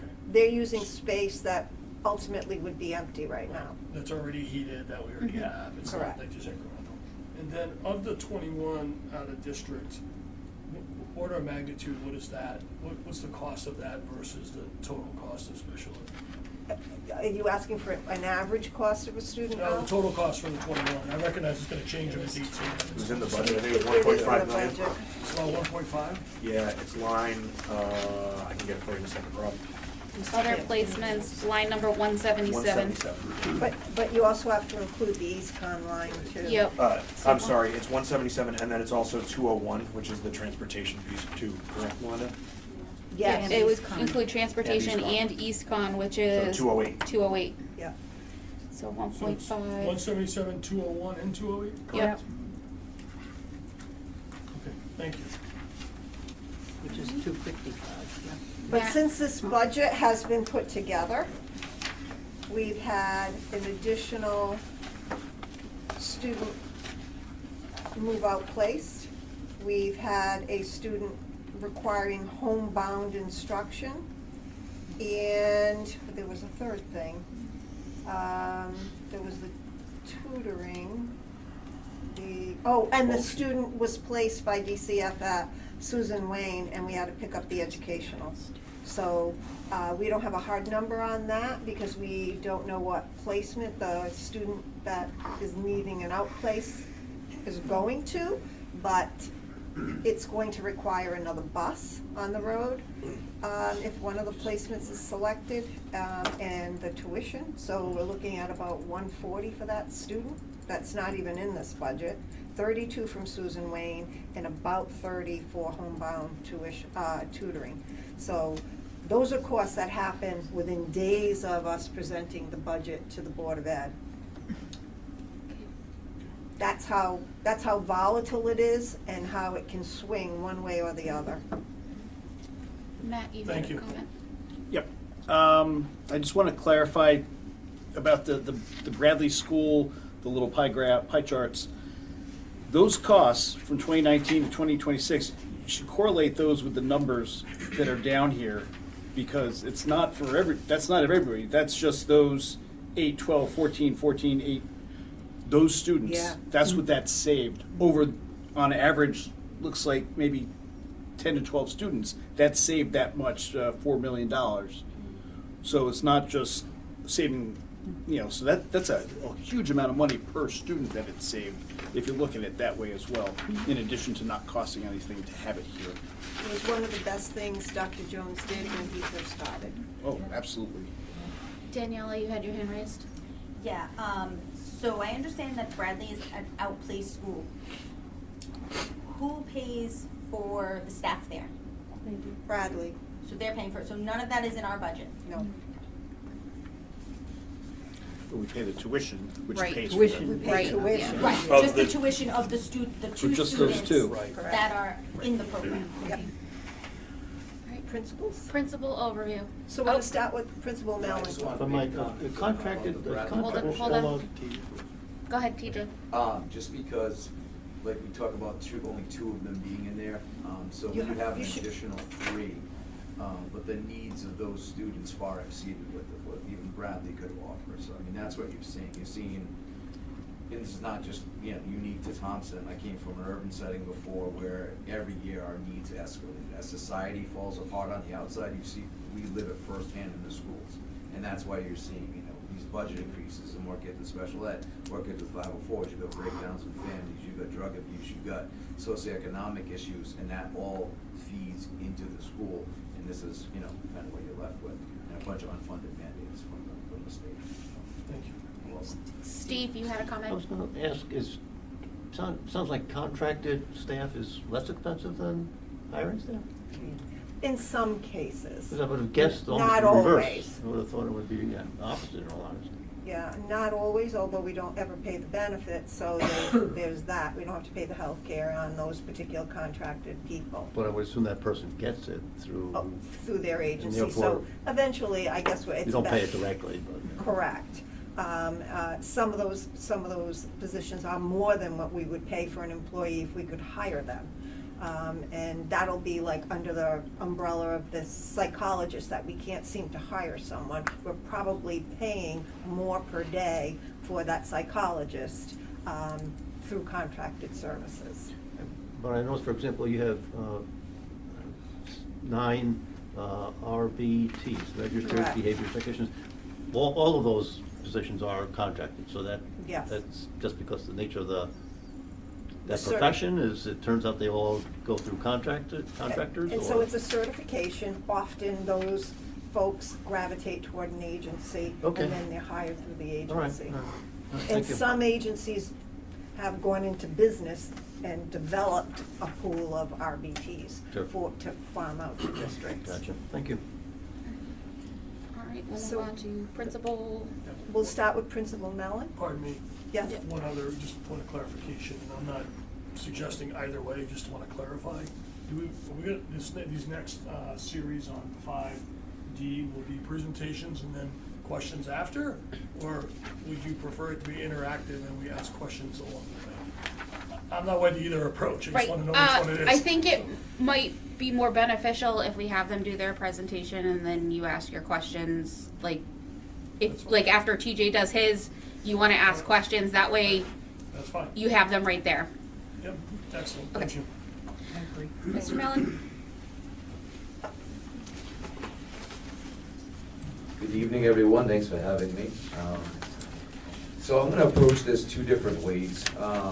One way is kind of just to give you some basic facts about our high school, and then I've got a little comparison I want to make that hopefully will let people realize the positive impacts we're having on the Thompson community. So this is a NEASC accreditation year for us. It's very important that we get that accreditation to become an accredited high school.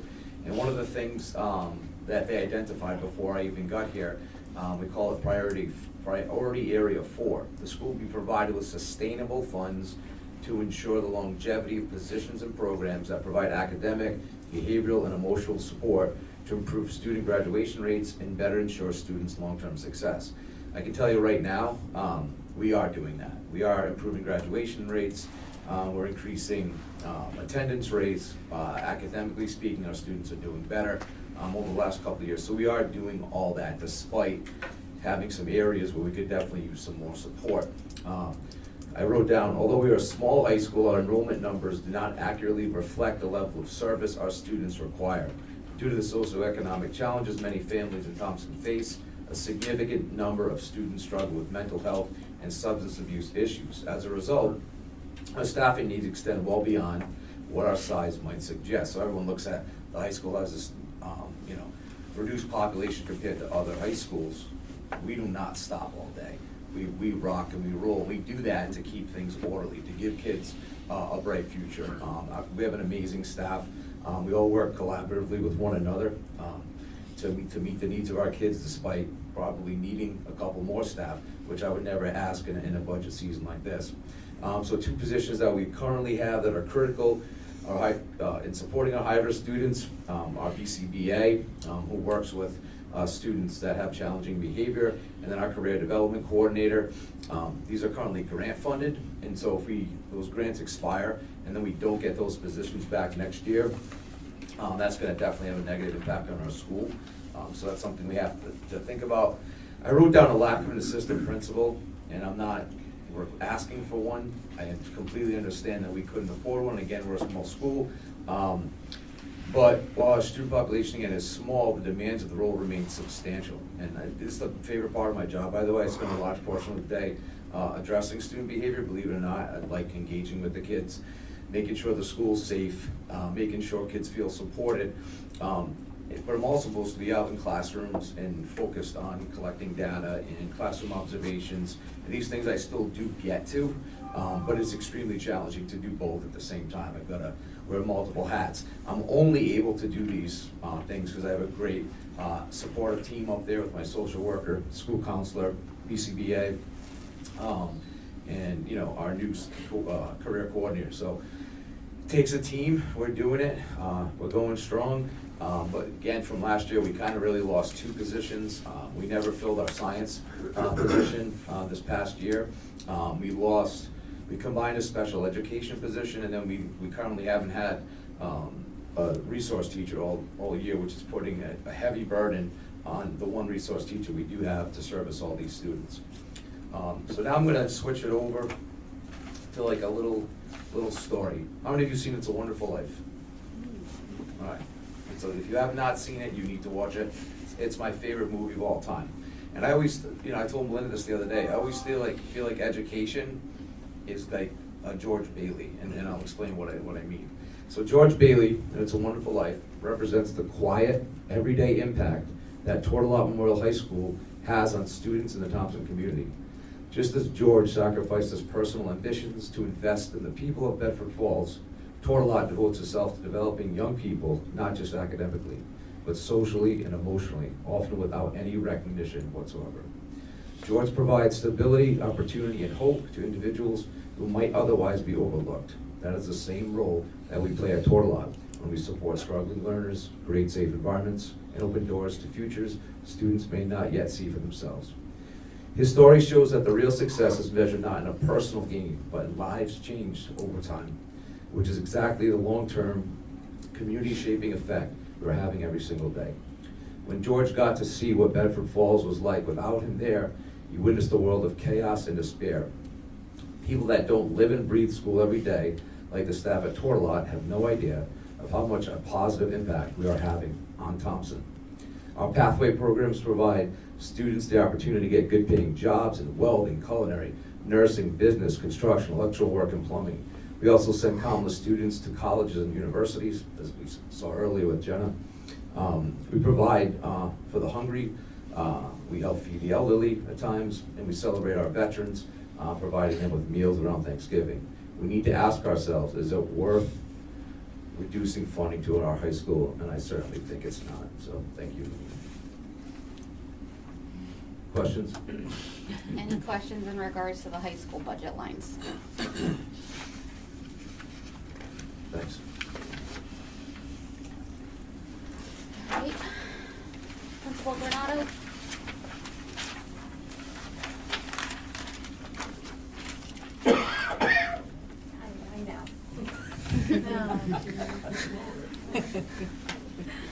All right, well, good evening, everyone, and thank you for having us come and tell you about what our budgets entail. Well, at the middle school, we are just sustaining. We are not adding anything. Last year, we had to let one of our fifth grade teachers, our sixth grade teachers, we reduced because of enrollment. So we lost a teacher.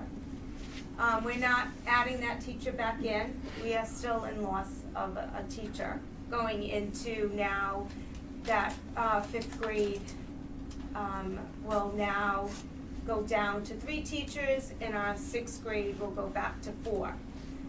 So that is the only difference that we are seeing in the middle school. You know, I always say this. Middle school is such a trying time of the kid's life. You know, it's the last time before they get to high school that we get to invest in them. When those kids walk through the door, there is not one staff member in our building that does not invest in these kids. I want to rest assure our taxpayers of Thompson that when your child walks through that middle school door or through this district, our teachers are working tirelessly. Our support staff is working tirelessly. We don't take breaks. Our support staff is amazing. My assistant is amazing. The energy that it takes to meet all of these kids' needs, you would never believe. You would never believe. I can't even explain to you. But I can tell you that when I stand up here and I listen to the students that are graduating from the high school, I think back to when we had them. And it just, that says it all. You said that. that says it all, right? You know, coming up here, I'm like, what am I gonna say? You know, to make you people understand how detrimental what we do to these kids and their lives. We have a responsibility to do what's right for these kids. And I can attest to you, I've worked in 3 other districts. It is amazing what we do with the lack of. Really. And Superintendent Smith is amazing at developing pathways for these kids. If these kids did not have these pathways, again, just remind yourselves of who spoke in the beginning of the night. Where would they be? They wouldn't be graduating. They would be just getting jobs. But now, because of the investment that you made into the community, and because you've passed these budgets and these pathways, now our kids of this community are proud. They have pride. They can go out. They can receive a job. They have a talent. That is, you can't put a cost on that, because eventually they're going to come back and give back to the community. I have one success story too that I'm going to say is that we have kids coming back and subbing in our buildings. Do you know why? That's because of all of my colleagues and everybody here at this table in this community of what we give them. These kids want to come back and give to their community. That's all because of what you've been doing thus far. But we cannot take away any more from these kids. They deserve that. They're relying on us. They come through those doors, they look at us like, help me do what's right. Invest in me. Help me to believe in myself. Those are things that are so, morally we are obligated.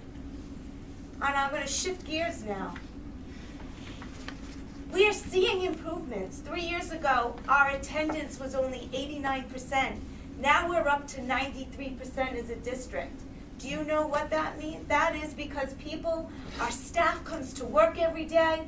They invest. They're personalizing to these kids. They want to come to school. That just doesn't happen. That's from the investment that everyone here that walks through those doors makes. Our chronic is decreasing. It's amazing to see how our chronic attendance is dwindling at all 3 levels. Assessments.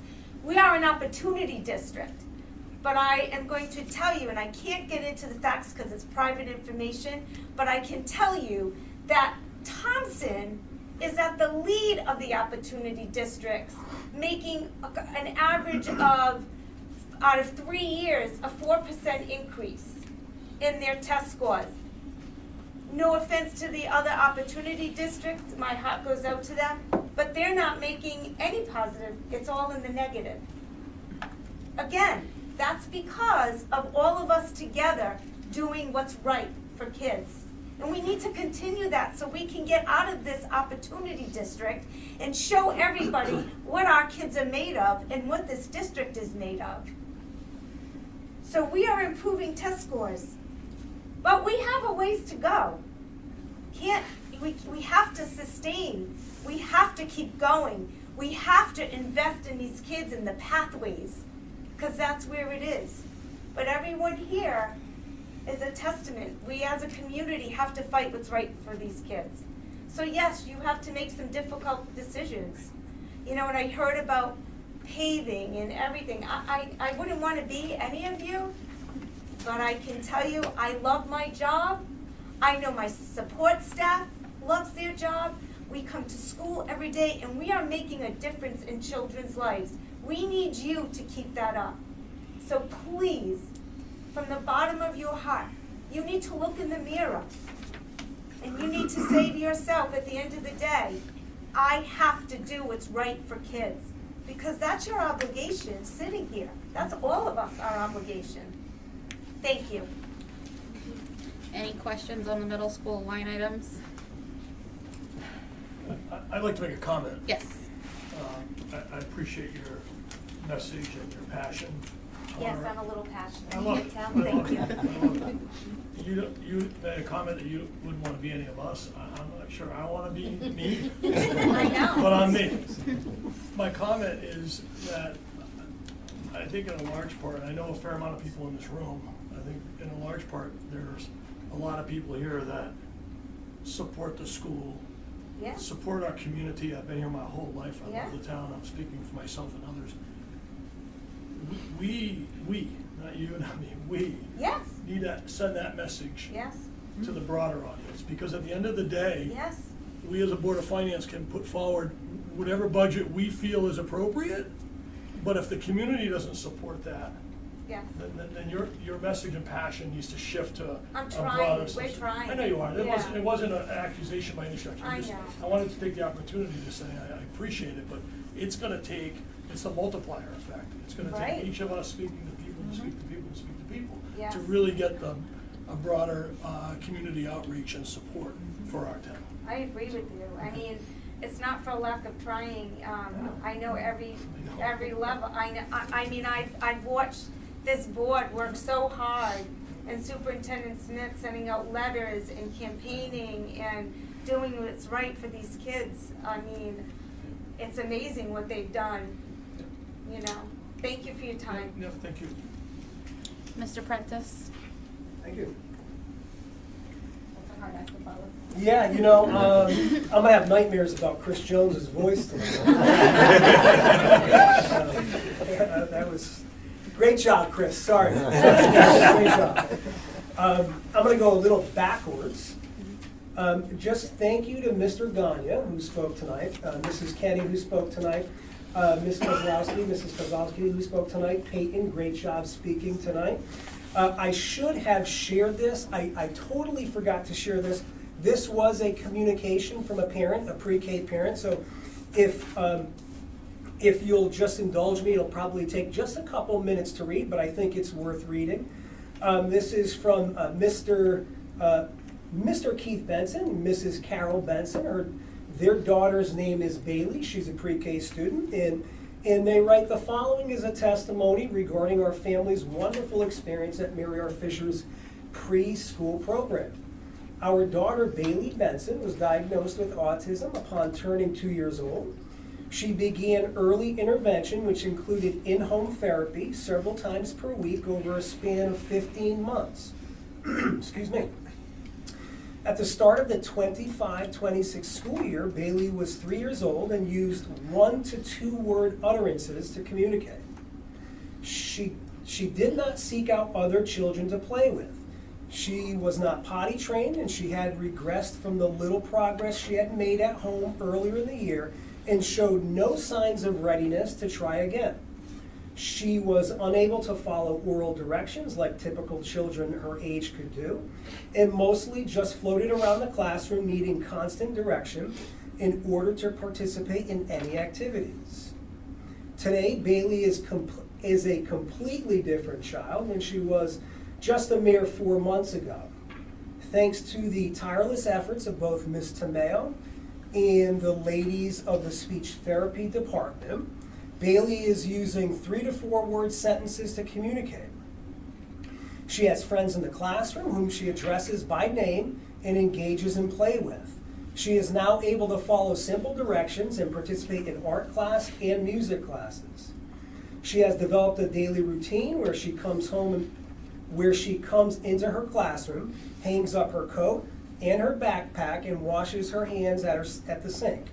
This was learned by Bailey pure out of habit and repetition, and as her mother, I admit that I never would have expected her to be able to learn and develop those kinds of skills after just a few months into her first ever school experience. She is now beginning to potty train, making huge strides over a short span of time.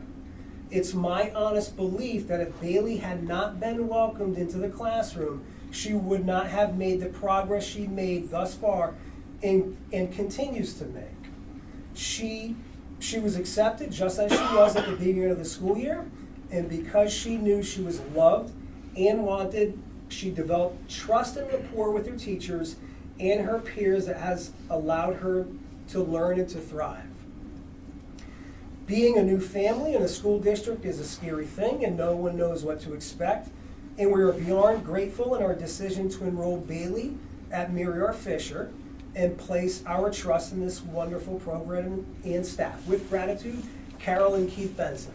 So that was just a beautiful recognition of the work that the teachers at the elementary school does. So thank you, Mr. and Mrs. Benson as well. So I'm just going to echo, I don't want to belabor all the numbers you have on paper here, okay? I echo the passion of both Mrs. Granato and Mr. Mellon about how hard they work in each of their schools. I do not envy, and I will steal what Mrs. Granato said, I do not envy the decisions that you have to make, both as a Board of Finance and a Board of Ed. Mrs. Granato, Mr. Mellon, Mrs. Smith, and myself have made some really, really difficult, uncomfortable decisions, and we make them every single day. So we have a deep appreciation for what you go through. So I just want to say that from the bottom of my heart. I mean that. I will tell you, there's not a lot of people that know this.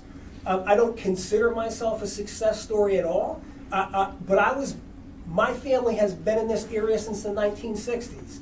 I lived in 3 rows. I was evicted from 3 rows. And now I'm a principal in this community. So I appreciate being from this community and what it has to offer, and the individuals that showed me love and acceptance and worth and passion. That means a lot. It means a lot, and it means a lot for me as an educator to show the same thing to my students. And I do that on a daily basis. Mr. Mellon does it on a daily basis. Mrs. Granato does it on a daily basis. And I can assure you, every single elementary, middle school, and high school teacher puts their effort and attention into what they do on a daily basis. So we're not asking for anything. We're just simply maintaining the programs that we have. And I know, again, this is a difficult position for you to be in. But when I tell you at the elementary level, when a teacher walks in the building, contractually they have to be here at 8:10. Contractually, they can leave at 3:20. What does that mean? If Mr. Prentice says, "Hey, I want you here at 8:05," they'll go, "Whoa, whoa, whoa! That's not what my contract says." However, with that being said, we have teachers routinely come before school, after school. We have special education teachers, I know this for a fact, that stay up till 11 o'clock, 12 o'clock, 1 in the morning, Saturdays and Sundays, looking through CTOP tests we give our students, Wyatt tests we give our special ed students, all these sorts of batteries and tests that we provide students. So their work ethic is undeniable. And I know the community knows this, but I think it's worth mentioning because I think the teachers take a lot of slack. They get the summers off, they get vacations. We've heard that. We've heard all that. That's played out. We've heard it time and time and time again. If you divide the amount of time by the work they put in, it's below minimum wage, guaranteed, no doubt about it. There's just no doubt about it. So at the elementary level, we are not asking for programs. We just want to maintain what we have. A couple of you talked about the language-based classrooms.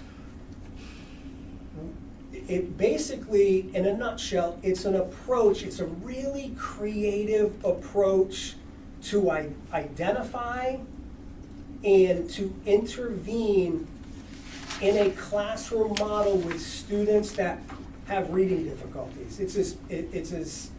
That's a really simple take on it. There's much more involved in it.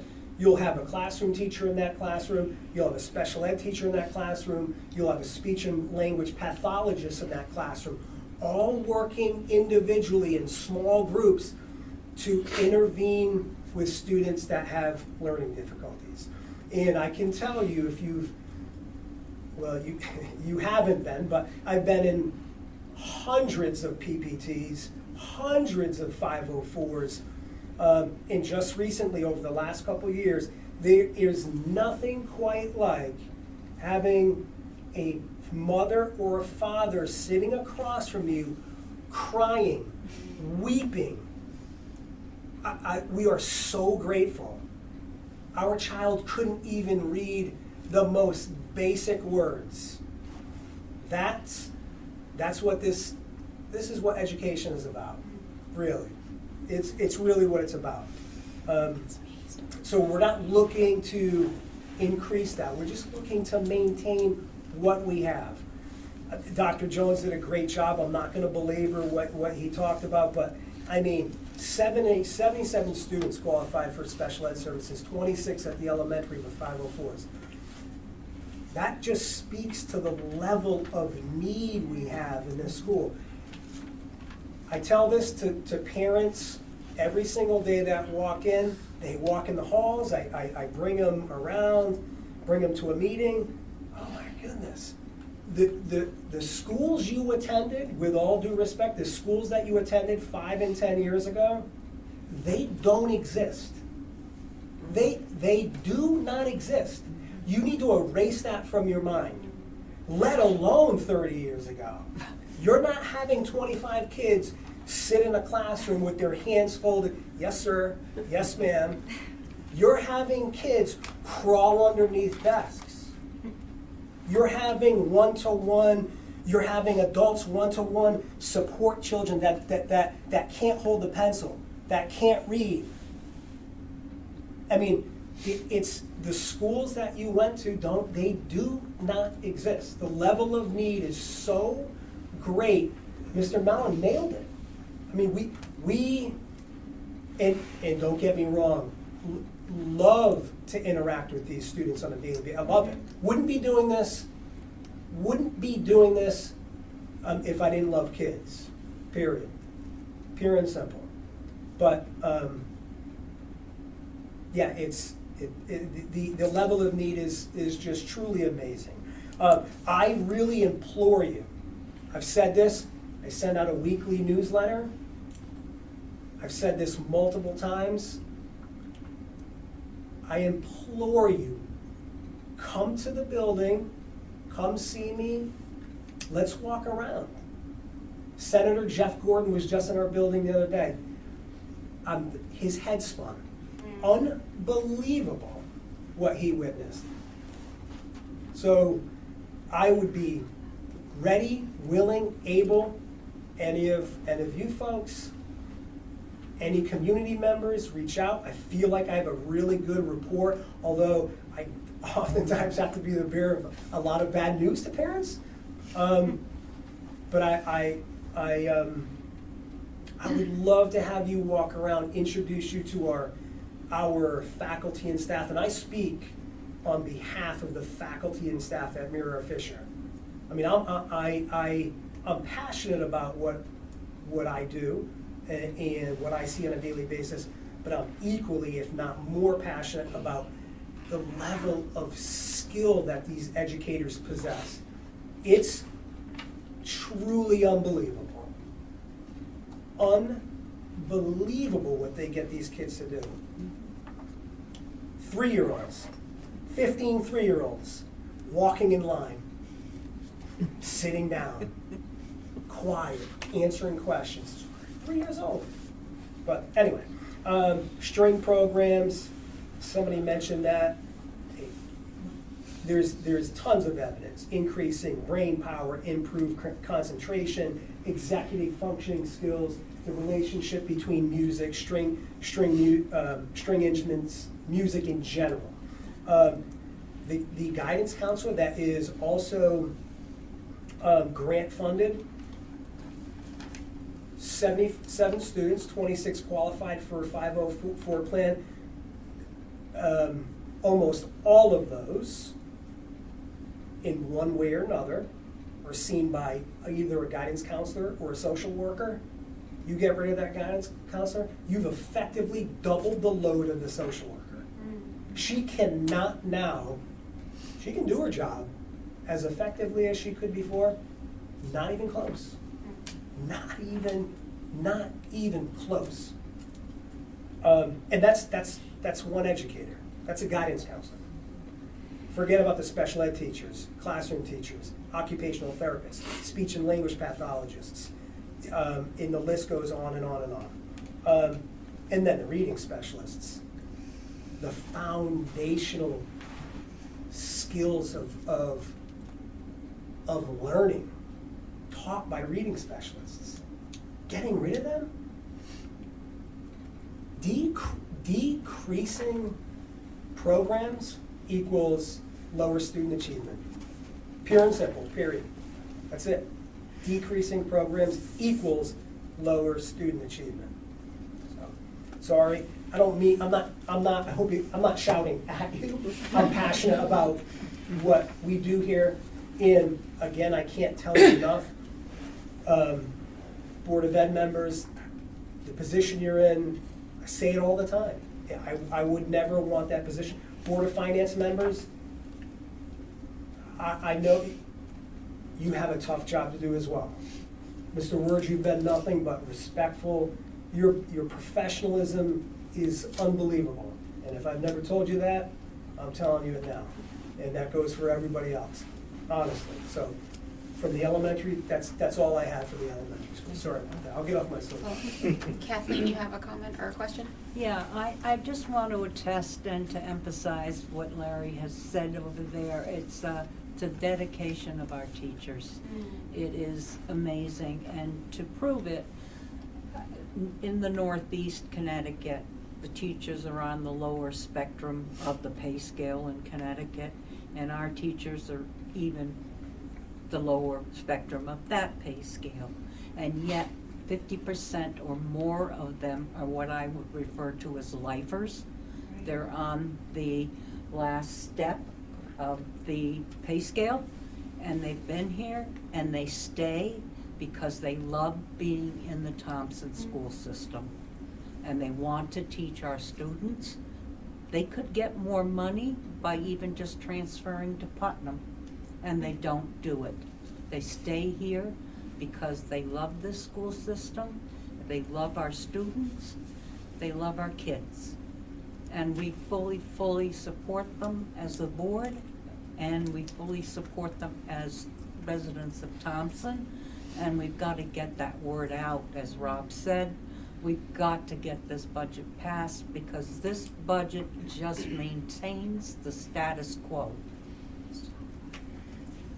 Any questions on elementary line items? One question. You indicated 5 or 10 years ago, student behavior was substantially different than it is now. Why? I make a lot more phone calls to aunts or uncles that live in the home, not mom and dad. Grandparents that live in the home, not mom and dad. Guardians that live in the home. The family unit, and that's just one layer, the family unit has changed dramatically. 10 years ago, a lot of students go home. Hi, Johnny. How was your day in school? Dinner's at 5 o'clock. Let's sit around the table. There was a lot of kids like that. Now, kid comes home. Auntie Jen, what? Get away from me. I'm on my tablet. I'm too busy for you. Right? So, what does that tell a kid? What does that tell a child? You're not important to me. Now, I'm not saying that always happens, but that's a layer. The family unit. And the time spent, quality time spent with a child has diminished. Quality home time, attention. Just pay attention to me, mom or dad, aunt, uncle. Let's eat together. Let's sit down. Let's read a book. Let's watch a movie. Let's just talk. Can't we just talk? Doesn't happen anymore. So it sounds like social media of the adults in the family. Oh, most definitely. That's part of it. Most definitely. I mean, there's a lot of pluses for social media. A lot. I mean, lot of pluses for technology. Social media, sometimes ineffectively, it can be tough to battle. It can be tough to combat. So, yeah. Thank you. You're welcome. Justin? I'll roll you guys back to last week. We had a presenter from the state finance project in. Some of the numbers on that were pretty staggering. Thompson's percentage of low income is 43.7% versus Ponford at 20.9, Woodstock at 23.9, and Eastford at 27.0. I think that speaks exactly and directly to both what Principal Prentice were saying and Principal Mellon, where the socioeconomic status of Thompson dictates a lot of what we as a Board of Ed, more specifically the administrators and the teachers, deal with in the classroom and in the buildings every day. Multilingual learners 1.8% versus 1.7, 1.4, and 0. Students with disabilities 20.8 versus 15, 16, and 15. We could go to these numbers all day long. We're a much higher needed district with a much lower state overall state spend on us, and with what's left in our budget, as Mrs. Smith sent out last week, the programs that we're going to have to eliminate are the programs that have been driving up our test scores, that have been driving up our attendance. The students, I know for a fact, because I have two kids in the district, they come to school for certain programs. They don't. They're coming to school anyways, but they come to school without a fight because of certain programs. I think there are other guardians, as Principal Prentice said, that if the kid's going to fight, all right, stay home, stay on your tablet. We don't need to worry about it. But if that kid knows they have music that day, or knows they have gym, or knows they have culinary or welding or construction, they're going to make an effort to get here because that's the class that they hang their hat on. So I hope and I pray that we as a board don't have to cut any of these programs because of a lack of community support. And I know everybody at the table understands what the pressures we're under. I hope society, the town of Thompson, understands what the pressures we're under at this point. Amanda? So I graduated from Turlotte in 2006, and I can honestly say that it's totally different than what it is now. I would have, not that I'm not thriving, but I would have excelled in, getting out of my comfort zone and trying these pathways. Setting students up for success is not an option, it's an obligation. We need to set these students up for a fulfilling life. Coming back to the community, like Mr. Prentice. When I went to high school, Mr. Prentice was the gym teacher. So like some of the teachers, like who was the social studies teacher? Tim O'Brien. Mr. Dupre. He's still here. Those things matter. And even today, I see them out in public, and I'm like, oh, hi, Mr. Dupre, or hi, Mrs. Chanel. Those things matter. Our students matter. We have to figure out a way to make this work. If we do not give back to our students, then our town is going to fail. All right, facilities? Facilities. Sorry. Wrong bill.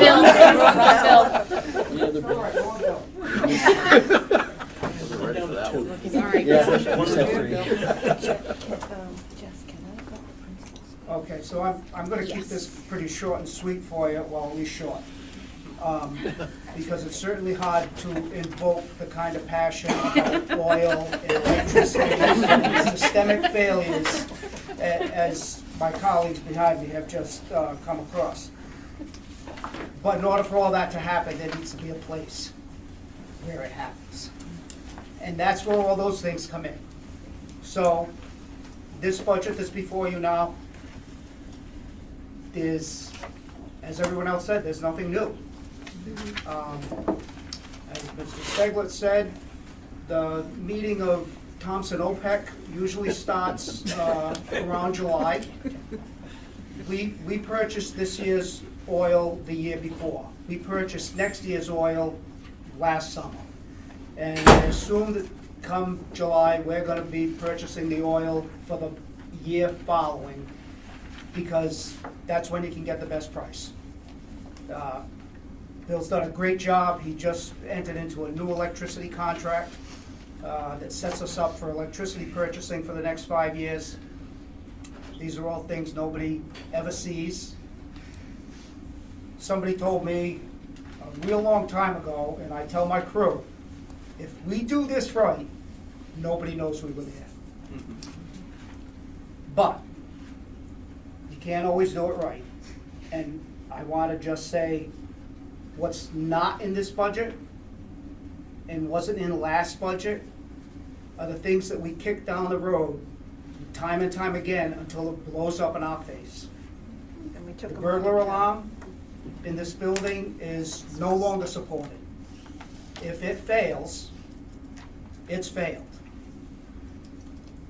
Fire alarm system is over 20 years old. That's not in the budget either. And that is on the verge of failure as well. Video surveillance and access control. This facility probably has one of the tightest perimeters of any in the area. And that's fortunate, because we don't have a resident trooper, we don't have a police force. We're kind of on our own here. But again, those systems are over 20 years old, and technology doesn't last that long until it needs to be replaced. One of the recent tragedies, Brown University in Providence, one of the problems they all alluded to was that while there were some surveillance cameras, but they were pretty grainy, you couldn't really get a good image. Well, those are like our security cameras. But again, we don't have that in this budget or the next budget. That lovely clock up there, we put this clock system in 2007, and believe it or not, every single clock in the building says the exact same time, because there is a satellite somewhere that tells a master transmitter what time it is, and it sends it out to every clock in the building. And that's great, because it keeps everybody on schedule, but the transmitter's failing, and the last couple of times that the clocks changed, well, they didn't really change. So, you know, we figured out that we can shut the system down, we can reboot it, we can get it up. Oh, yeah, there they go. Because if not, every clock in every classroom is going to be wrong. Just recently, we found out that last year, everybody remembers, we had to put a radiator in the generator, $26,000. Just recently, we found out that we're losing coolant in the generator. It's most likely a head gasket, but we won't know until we get further into it. If we have to replace the generator, I got a quote, $275,000. You're not required to have emergency power, but you're also the emergency shelter for the facility. That's not going to happen without emergency power. And nobody wants to hear me say this, but in 2027 and 2028, it's going to be time to put a roof on the building that you built in 2007. That roof is going to reach the end of its life expectancy. So these are all systemic things that it's not if they fail, they're going to fail. Anything mechanical is going to fail sooner or later. The one line on this budget that I do want to address with everybody is building repair and maintenance. Bill talked earlier, and Rob mentioned, we've made a substantial investment in the HVAC system in this building. And from my standpoint, I believe it was a good investment. The building is going to be much better controlled. More importantly, the building is going to be healthier. You're going to have fresh air everywhere in the building, and it's going to keep kids in school because they're going to be able to breathe. But it's kind of complicated. You know, we put in over 300 valves and actuators to control the heat and refrigeration in the building.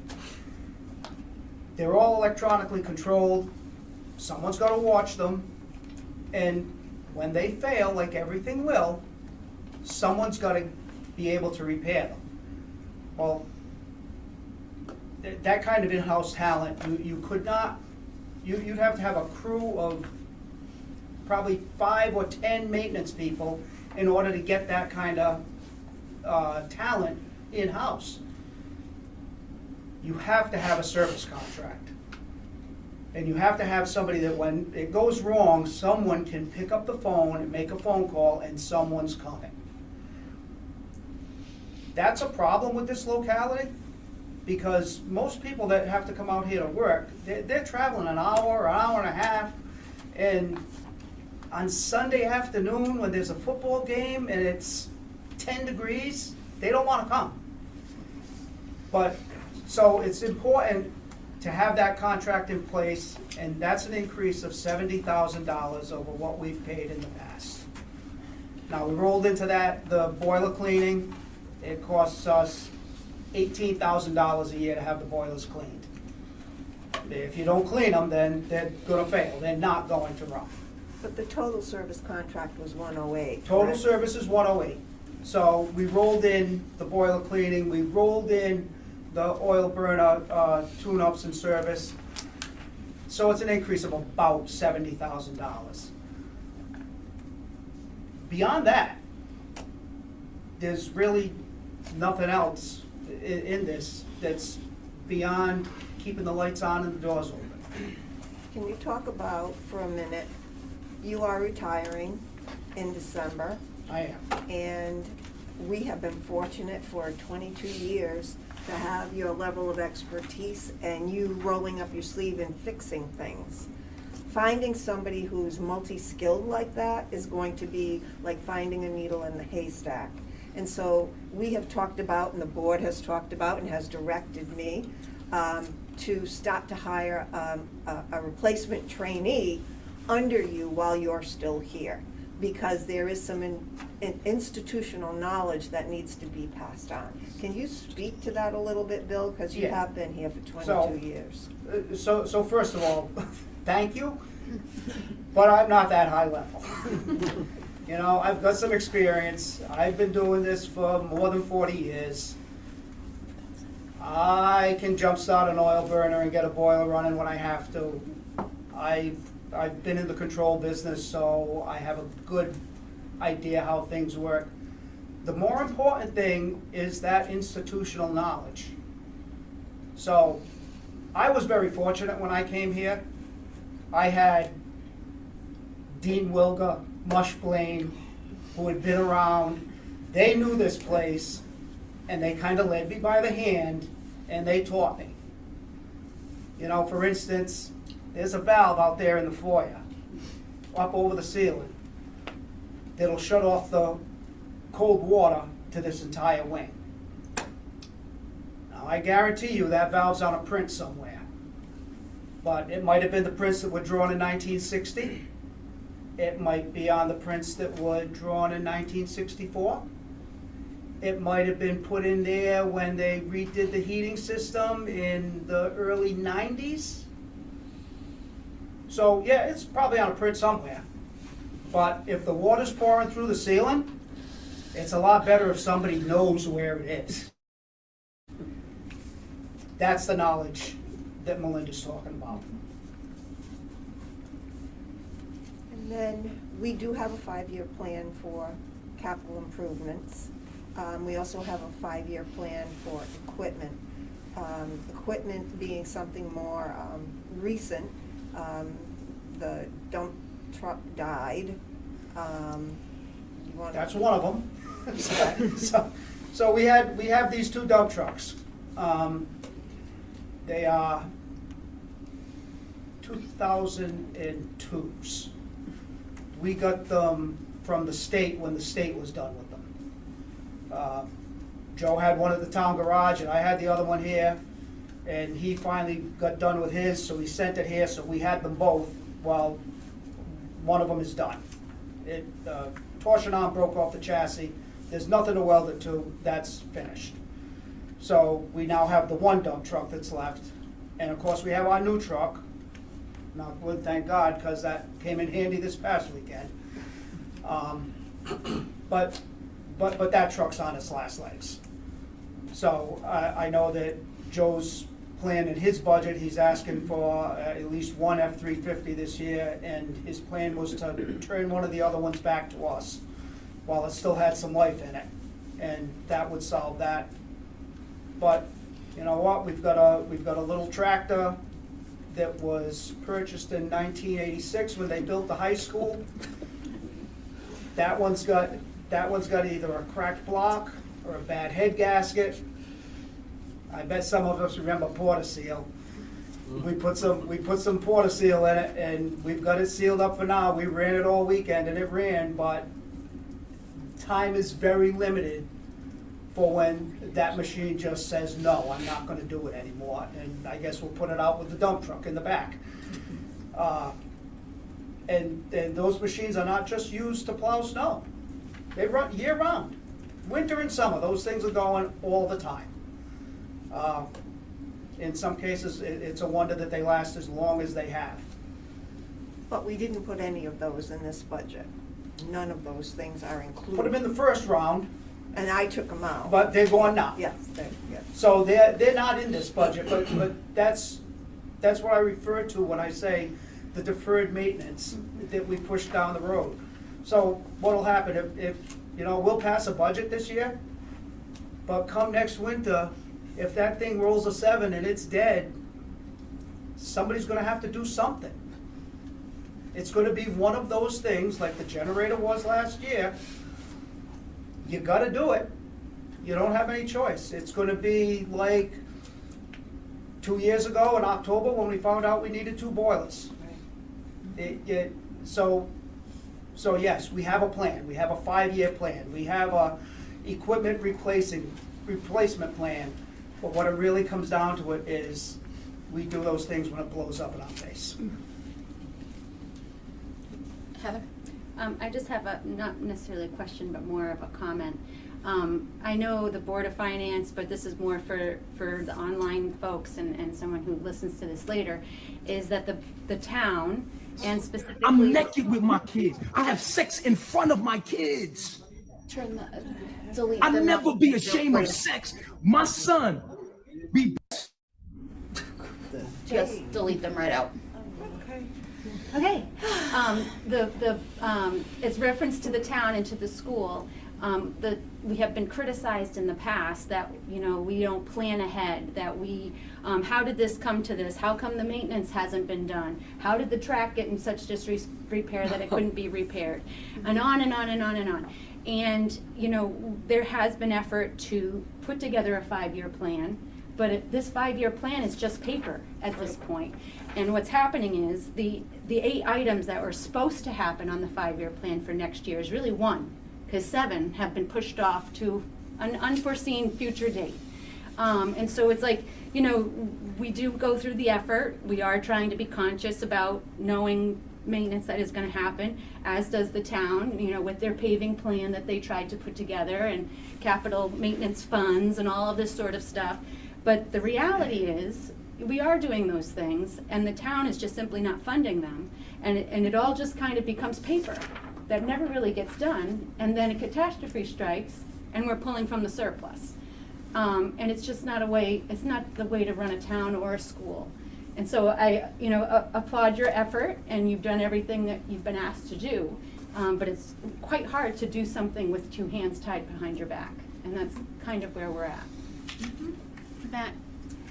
And to piggyback on what Heather said, this year we will be dipping into the excess non-lapsing accounts, but in years past, if something did blow up, like, where are we going to find $50,000 to fix this? And it came out of something else in the budget. No books for the kids, or and that's there is no more. No books for the kids. That's all. There's nothing left to pull these $50,000 furnace blow-ups anymore.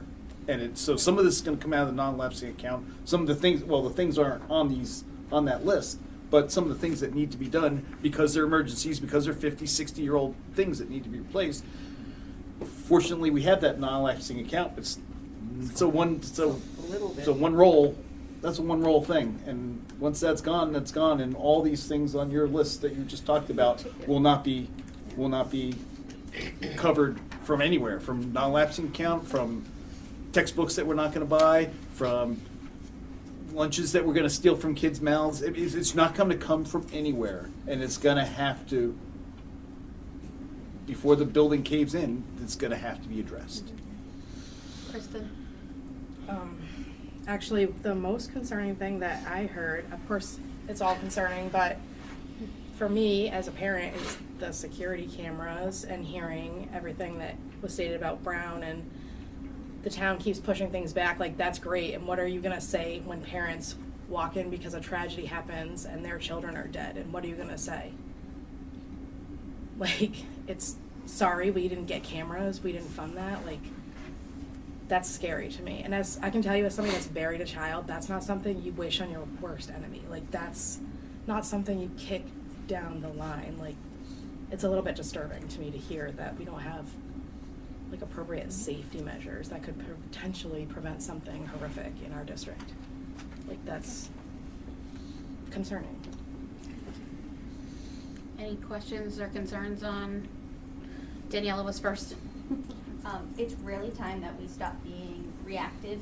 We really need to be proactive, and we have plans in place, and we really just need everybody in this community to hear us and understand, because when something blows up, when something breaks, and we come and say, hey, this happened and we need some money, everybody is going to yell at us. Everyone is going to scream and say, where's your budget? You have a budget. No, we don't. We have a budget for what is necessary right now to keep the school open for the kids, and nothing more. Justin?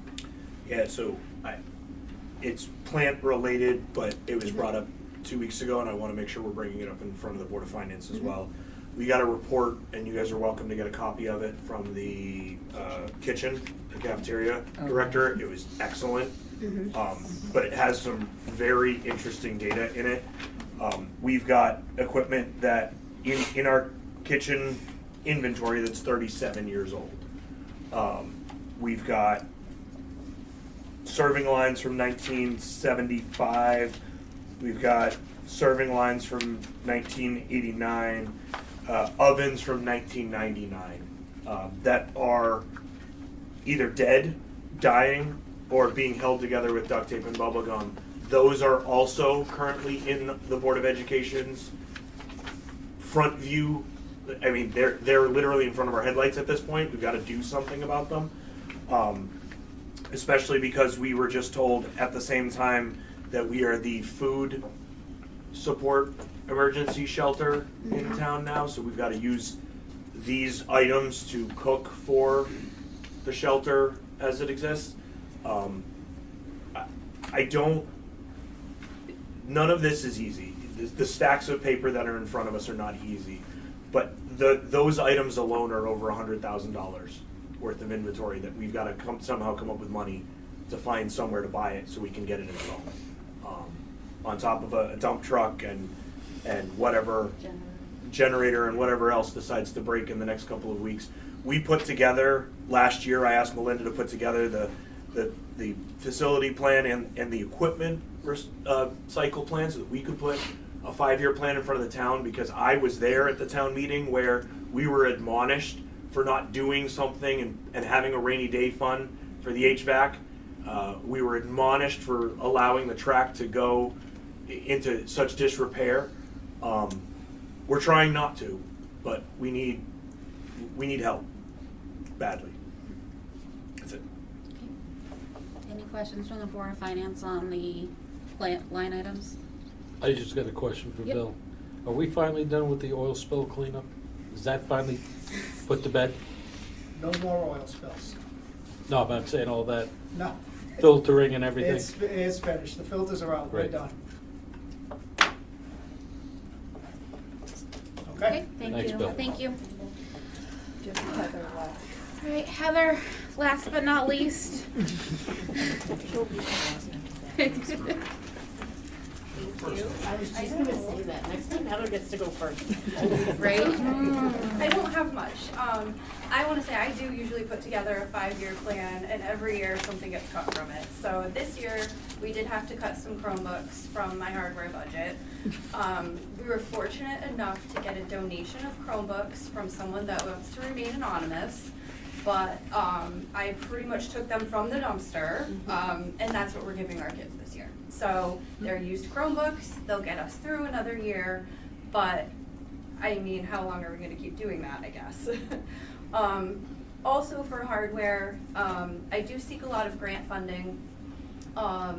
We are beginning another 5-year E-rate cycle, and what E-rate will do is reimburse us up to 70% of network equipment. So the backbone of this network was part of my responsibility to make sure that all the kids remain connected, runs all our camera systems. A lot of those switches are 7 to 10 years old, so we have to start replacing those out.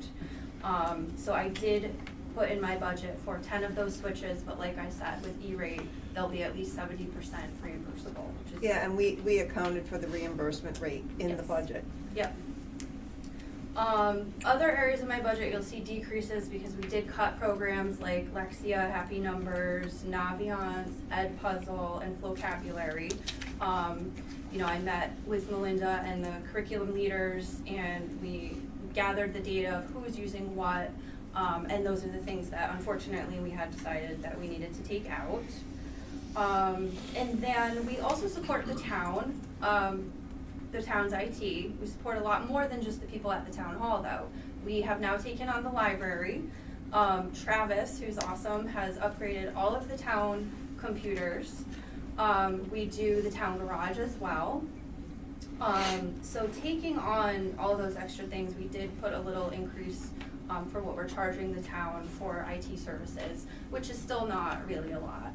Considering like, you know, we're same day service to all the people down there. You know, they put in a ticket, they get a phone, you know, we get a phone call, Travis is down there 2 to 3 days a week, I would say. Did you say you did water treatment too? We have in the past, but I double checked, Travis hasn't been there since he's been here, but I know Okay. we did help them occasionally, I think with some email issues in the past. And also just to note that they did have a server that needed to be upgraded, and we had a lot of extra virtual space on our server up here at the school. So we were able to utilize a lot of our server space, and Travis put that server virtually on our server, something that we would have really had to pay, I don't know, $5,000 to $8,000 for somebody else to come in and do. So he has saved us and the town a lot of money. The town, they're also on our firewall too. So we manage all of their email filtering for them. So we definitely share, and it's a very valuable partnership. We've shared a lot of equipment down there with them, a lot of our switches that were end of life here, but could still be very useful down there to them. So just wanted to highlight a few of those things. If anybody has any questions for me. Justin? We had a letter dated January 5th that said delayed purchase of 9th grade laptops next year. Is that? We took those out of the budget. That would be the 5th grade Chromebooks. Right. Yes. So delayed took purchase those of out. 5th grade Chromebooks, not the 9th grade laptops. Correct. Thank you.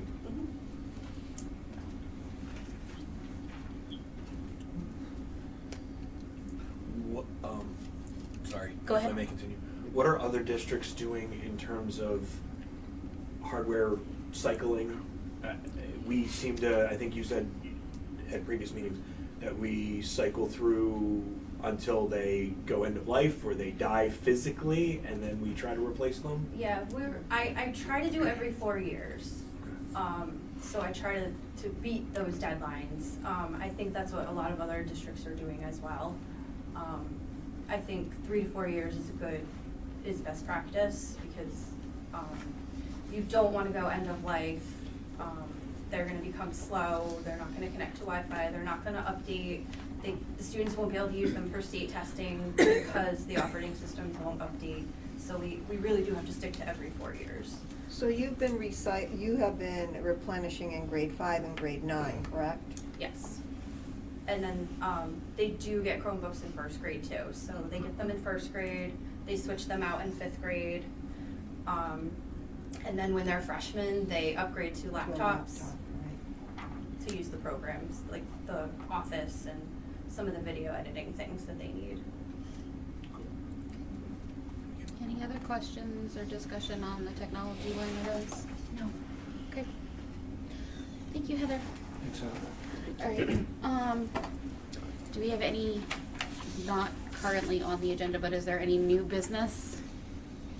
Actually, we do have some new business from the Board of Finance. If the Board of Ed would please bear with us for the good of the town, it won't take long. Bill and Nick had both brought to my attention, well, they've been bringing to my attention over the last few months, the completion of our salt and sand. This last storm, I think we normally use about 70 tons per storm, per sanding, let's say, and this one was closer to 500, Bill. So, Bill, if you could just share with the current state, does it need to perhaps have a motion and shift some funding out of contingency? But if you could just share in a little more detail the current state for us. So the snapshot right now is we have 200 tons of salt in the shed. We have another 150 tons on order that was supposed to be delivered today, but as you could imagine, the salt delivery guys are hustling right now. Hopefully that'll arrive tomorrow. That'll give us 350 tons going into this weekend. As you may have heard, like clockwork, we have another storm potentially hitting us on Sunday. Depending on the severity of that, we could be close to empty. Joe has asked that we move money to order another 400 tons. And he'd like to get that order in sooner rather than later, because if you either withdraw an order or you're slow in putting one in, you get bumped to the bottom of the list. And salt's going to become increasingly in demand because everybody's experiencing the same winter we are. I think a path to do this is that 400 tons equates to roughly $39,000, $38,548. We have $30,000 remaining in contingency, and I spoke with Joe and Kelly out at DPW today. We can move the remainder from one of the DPW supply lines. That'll put on the back burner what those funds were originally budgeted for, but right now, obviously, the salt and sand is the bigger priority. So that's where we stand on salt and sand. Thanks, Bill. Question, I appreciate the $9,000 being moved from other line items that has Joe and the team fully scrubbed the balance of? Yes, we actually of the went budget? through I know all. overtime's gonna be a killer too, but there's things we're just not gonna be able to do. Right. Maybe that are in the budget to help offset this, because if this moves forward, there'll be nothing left in contingency. Right. Is there other opportunity within their budget? The other areas where it's most likely that we may have some money are in the parts and repair lines, the repair and maintenance lines. Just like up here, you get a lucky year and that money goes unspent and it can be redeployed. I will say this time of year beats the heck out of our trucks. The plows really take a beating, and the more they're plowing, the more edges they have to replace, and just the more wear and tear. So, but as of right now, those equipment lines, those repair lines, halfway through the year, are in pretty good shape, so that's probably the likeliest spot. And can you remind us, what's a typical inventory? Because we're talking about total tons left. We have our budget for Yep. salt and sand, and then we go into the year and we have a pile in the Yeah, shed. we usually have around 400 tons. That's, I think the thinking behind that is that gets us through, I guess, your typical heavy storm. Obviously, this past one was a little even beyond that. Right. I'm just fast forwarding to next year. We got 350, we order another 400. There's a chance Mother Nature works for us and there's 400 sitting there come next October. Yeah. There's a chance there's nothing there next October. Right. So I- we not only spent our budget plus 39,000, plus we're depleting inventory that was paid for from the prior year. Go ahead, Ken. We've had years in the past where we've gone into the fall, into the next season with nothing. Start with nothing. Yeah. Because we've exhausted. Yeah. And we always try and build up in the past whatever was left in the budget to have that jump start, because you can't predict. Correct. And that's always what we've done going in. Yeah. Usually when we get into a situation like this, we'll freeze the budget throughout the town because we don't know where it's going. So there's no, maybe that filing cabinet, whatever, may not get purchased because the roads are more. So hopefully, we've done that. Hasn't happened yet. but there's talks It and- definitely needs to be done, without a doubt.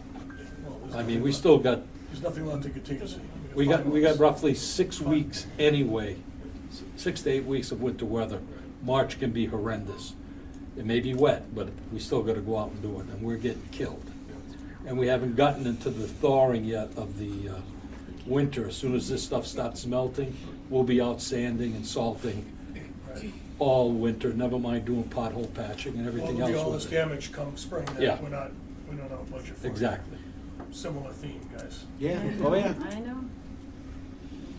Okay, any other questions on the What's topic? that, do we know what that 9,000 was supposed to cover? It Are we was- taking something, I guess is my question?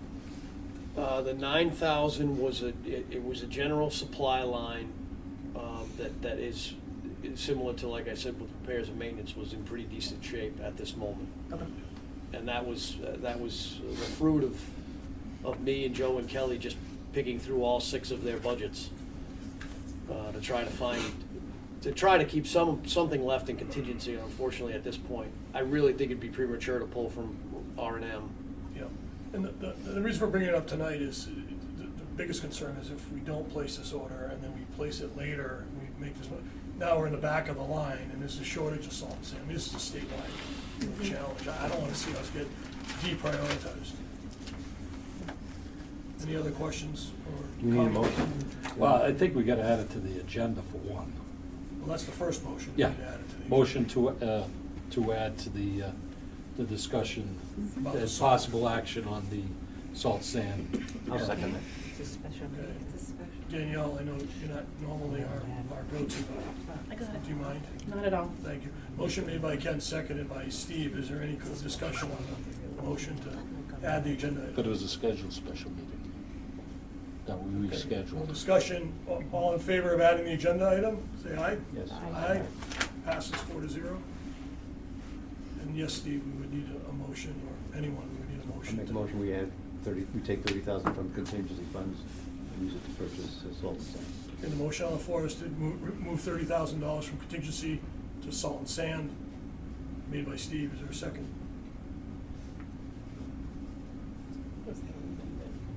Sure, I'll second it. Any discussion on that? What was your amending? My amending was to add the $9,000 in. Can we do it as one, or you want to do it as 2 separate? I would support that. You can, just because I don't support it doesn't mean you can do it. Don't do it. No, it's fine. I think there's other trade-offs. I mean, I'd like to see them find another 15 and we keep 15 in contingency, but I feel I need to move. We're gonna move. Sorry. Stick to the- No, it's fine. It's just a question. Any other discussion on the motion? Okay. Since there's none and we're dealing with allocation of funds, we'll vote individually. Ken, how do you vote? Yes. Steve? Yes. Nikki? Yes. And Rob Wurge, I vote yes, so that passes 4-0. Thank you, guys. Back to you, Jess. Okay, well, Now on to the next agenda item, which is open discussion for BOE and Board of Finance members. Is there any particular items you want to open for discussion? I had a couple of questions. Sure. More general questions. One was, I noticed across many of the we can go through line by line, but I noticed across many of the salary line items, the aggregate increases were higher than what I believe the contracted obligations are. Is there an explanation? There's a mix. I could target the line items, but, you know, some of them were at 3%, and then there was a bunch that were, you know, I would say significantly higher than 3%. For example, just the middle school line 128, salaries are moving up 46%. That's a bit of an extreme. But there's others that are moving up. ES General Ed is moving up 6.6. I don't remember, Melinda, in the last, at least on the teacher side, but I don't remember it being that high. It's because we hired people at higher steps to replace people that had left. So there's a mixed element to it, and there's also a variance in, unlike the town, where the contracted rate raise is the contracted raise for all labor. Steps vary greatly. Some steps going from, I don't know, I'm pulling this out of the air, going from step 3 to 4 might be a 2% increase, but going from step 11 to 12 might be much more significant. Right. Then you also have these instances where if teachers have left the district, I don't think we've had a single instance where we've replaced a teacher for less, and that's really because these teacher positions are coming down to a bidding war. It is. So with all of those moving parts, you do see some that are below expectations, and the other ones that are higher are typically for one of those two reasons. I mean, if I look just broadly, and tell me, Bill, if I'm off base, but if I look just across that to try to get an aggregate, if I look at the adjustment in Medicare and FICA, which, you know, as a percentage, should just move, right? Unless you're hiring a whole bunch more people, which I've heard you're not, it's flat. No. Those are going up, you know, around 15%. What lines are you looking at? You could, for example, you could look at any of them, but 168 and 169, look at the elementary school. So the middle school is the same way, 14.4 and 16, 14% and 16%. Yeah, I can take a look at there's a calculation I use to allocate them If out. that's going up 15%, then wages are going up 15%. Right. Is that kind of Yep, what the no, net that's net true. is? Yep, I'd have to look on those, I'll have to review the allocation to push the Medicaid adjustments back to each of the different schools, because that relationship should hold pretty steady.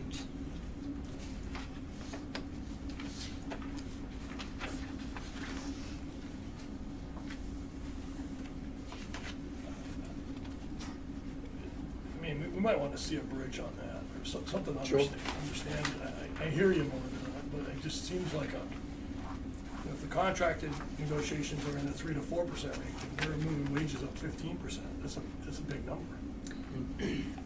But the contract, that 3 and 4% in the contract only is the wage increase. It doesn't include the steps. I understand the concept, but Okay, it's a lot but of, then when you hire in a new teacher that is also being paid $10,000 a year more than the old teacher who they're replacing, that adds to that.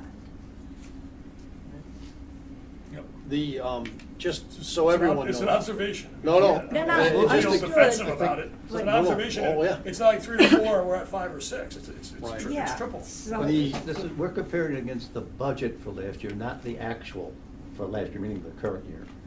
Not comparing it to what we're actually incurring this year. So we may have some of the difference be simply that we're not gonna make the current year's numbers. Because we're gonna be over the current year, therefore next year's numbers are not as, are greater versus budget, but not so much versus actual. Just so everyone knows how the salary lines are built, it's actually the same methodology we use that you guys would be familiar with on the town side. It's employee by employee, and that's why in vetting some of this, Melinda and I noticed there are a couple of reading-related positions that need to be reclassified because we're going down to that level. So all of these salary dollars tie back to specific human beings. The only times we vary from that are situations like substitutes that are budgeted as a pool.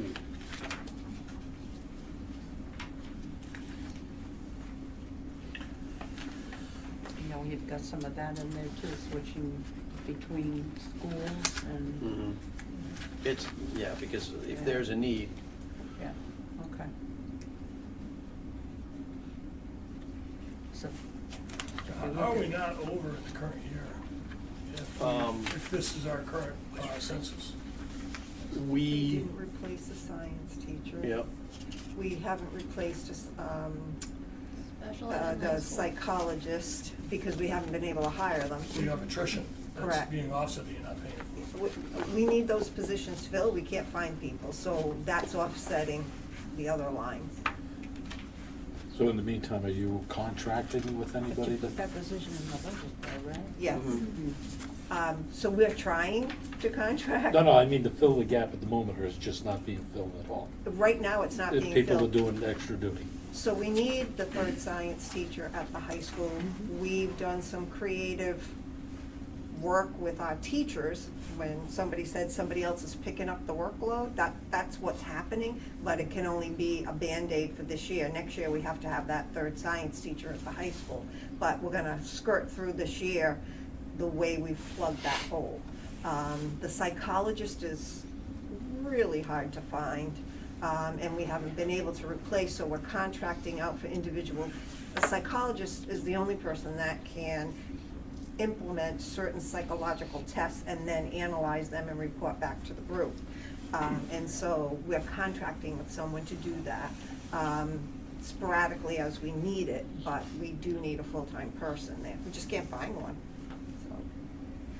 And then another area, just, and trust me, I don't need a reminder on who owns the decision rights. I understand that. I'm just giving you my observations and thoughts. On the facilities manager side with Bill retiring, you're doubling over for 6 months. So there's $54,000 added because you're carrying 2 salaries for 6 months. I understand why, and it's important, and you need to kind of have a transfer of that knowledge. One thought may be to approach Bill, and I've seen this work in the corporate world very well. Oftentimes people they prefer to wind down versus to just clip it off and retire. He's going to go from being super busy, being here every day, to 0. So potentially, maybe he'd be open to doing a wind down, right? So that you have that extension. Maybe it starts a quarter early, or it starts in December. But something to think about in terms of maintaining that relationship, even if he's on a contracted basis, X amount of hours a week, he's on speed dial. I know you're shaking your head no. It depends on the Yes. individual. Yeah. So So some people don't want that. But some not- people go, oh, that'd be great. I mean, I can work 10 hours a week. Now you've got that lifeline. So just a thought. So the lifeline, he has extended the lifeline, but that's, it's gonna be limited because he truly wants to retire in December. So he has told the board that he will be happy to be there for those kind of purposes, but not on a regular basis. Right. If I may, when we had the discussion about Bill and his retirement, the reason we added that is because we know we're not gonna find somebody to do anywhere near even what Bill does at Bill's current rate. So what we saw as potentially happening is whoever's going to replace Bill, those line items kind of flip for the next year, where Bill takes on, like you said, that consulting role, and that whatever is not allocated to salary would be positioned to support Bill in a consulting role while he truly, transitions out. And I don't know that we're going to be able to, say, hey, Bill, we need you for 4 hours on Monday. Bill's going to say, yeah, I'm in Bermuda. See you later. Like, I don't know that we're going to be able to do that, but we needed something in there because it may not be Bill. We may have to hire an HVAC tech to come in because the new guy can't do what's going on. Right. No, I understand. I understand the challenge. So that was He's a unicorn. It's like the total it's gonna line be item. impossible to find. The total line item for him was kind of let's put it all in there, but that's the monies at the end of the day might shift to more of a consultant role than a staff role. And just real quick, just back to the salary comment, and some of them they swing up really high, right? 47%, 30%. I mean, I don't know, I get that someone leaves and you hire, but some of them are pretty big swings that I don't know if you're adding hours to If you people. look at page 9, I mean, if you go to like line, Go to sorry, page Kathy, if you 9. go to like 197, a 30% increase, line 182, a 47% increase. These are numbers that kind of jump out on the salary. I think if you go to page 9, you see go to page the 9 salaries where in you total, go 'cause to, I think and there's we a lot of roll up by reassignments. the object code.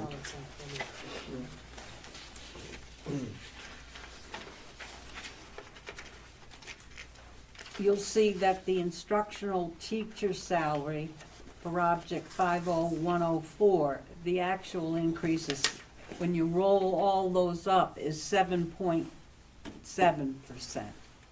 You also have to take in consideration too the number of positions that that line item is serving as well. Yep. So you've got instructional teacher salary, that's 88 people that you're dividing. Do you know what I'm saying?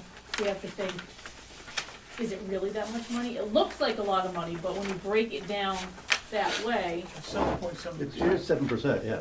So that's what on average everybody's getting. Now, some of it may be a level change. We get to a I think it's the level, I also think it's, you know, Some of them try to get a higher It makes more sense when you pull it together as a total, as opposed to looking at it by school or, right. I understand, Kathleen, it does, because it balances out those big highs that I was saying. Yeah. But still, To in your point, general, 7.7 is a lot more than 2.3. it's double what you would expect, and Yeah, because you have steps. I understand, I know how the steps work. Yes, but But we've the added a lot 3% of is their cost. contract. We've added a lot of cost in salary. That's a Yeah. big part of the budget is people, Yeah. and we haven't added a lot of people. That's a Yeah, challenge. So, well, Well, that's we our, added 3 new people at a higher rate of pay, for sure. Mhm. A significantly higher rate of pay, so. Mr. Steglitz, in regards to, we'll pick line item 173. Elementary school reading salary, it is page number 5. It's a 40.9% increase. Right. Your note says includes literacy coordinator position, which needs to be recoded. So my understanding is that was under a different line item. Yes. And now that's under that line item, which is making that percentage rate go up much higher than probably what it actually is. Oh, absolutely. That's why that note is there. That's a right, because it went up Yeah. $103,000. That was a reclass, and there was one for the middle school reading specialist as well, which is a recode, which was that 46 or 47% one that you pointed out. And I mentioned those in my Yes, you opening did. comments. So if you were to put from line such and such, we should see a decrease Right. in another line. Correct. Right. Right, when they're properly reclassed. Yeah. That's my point.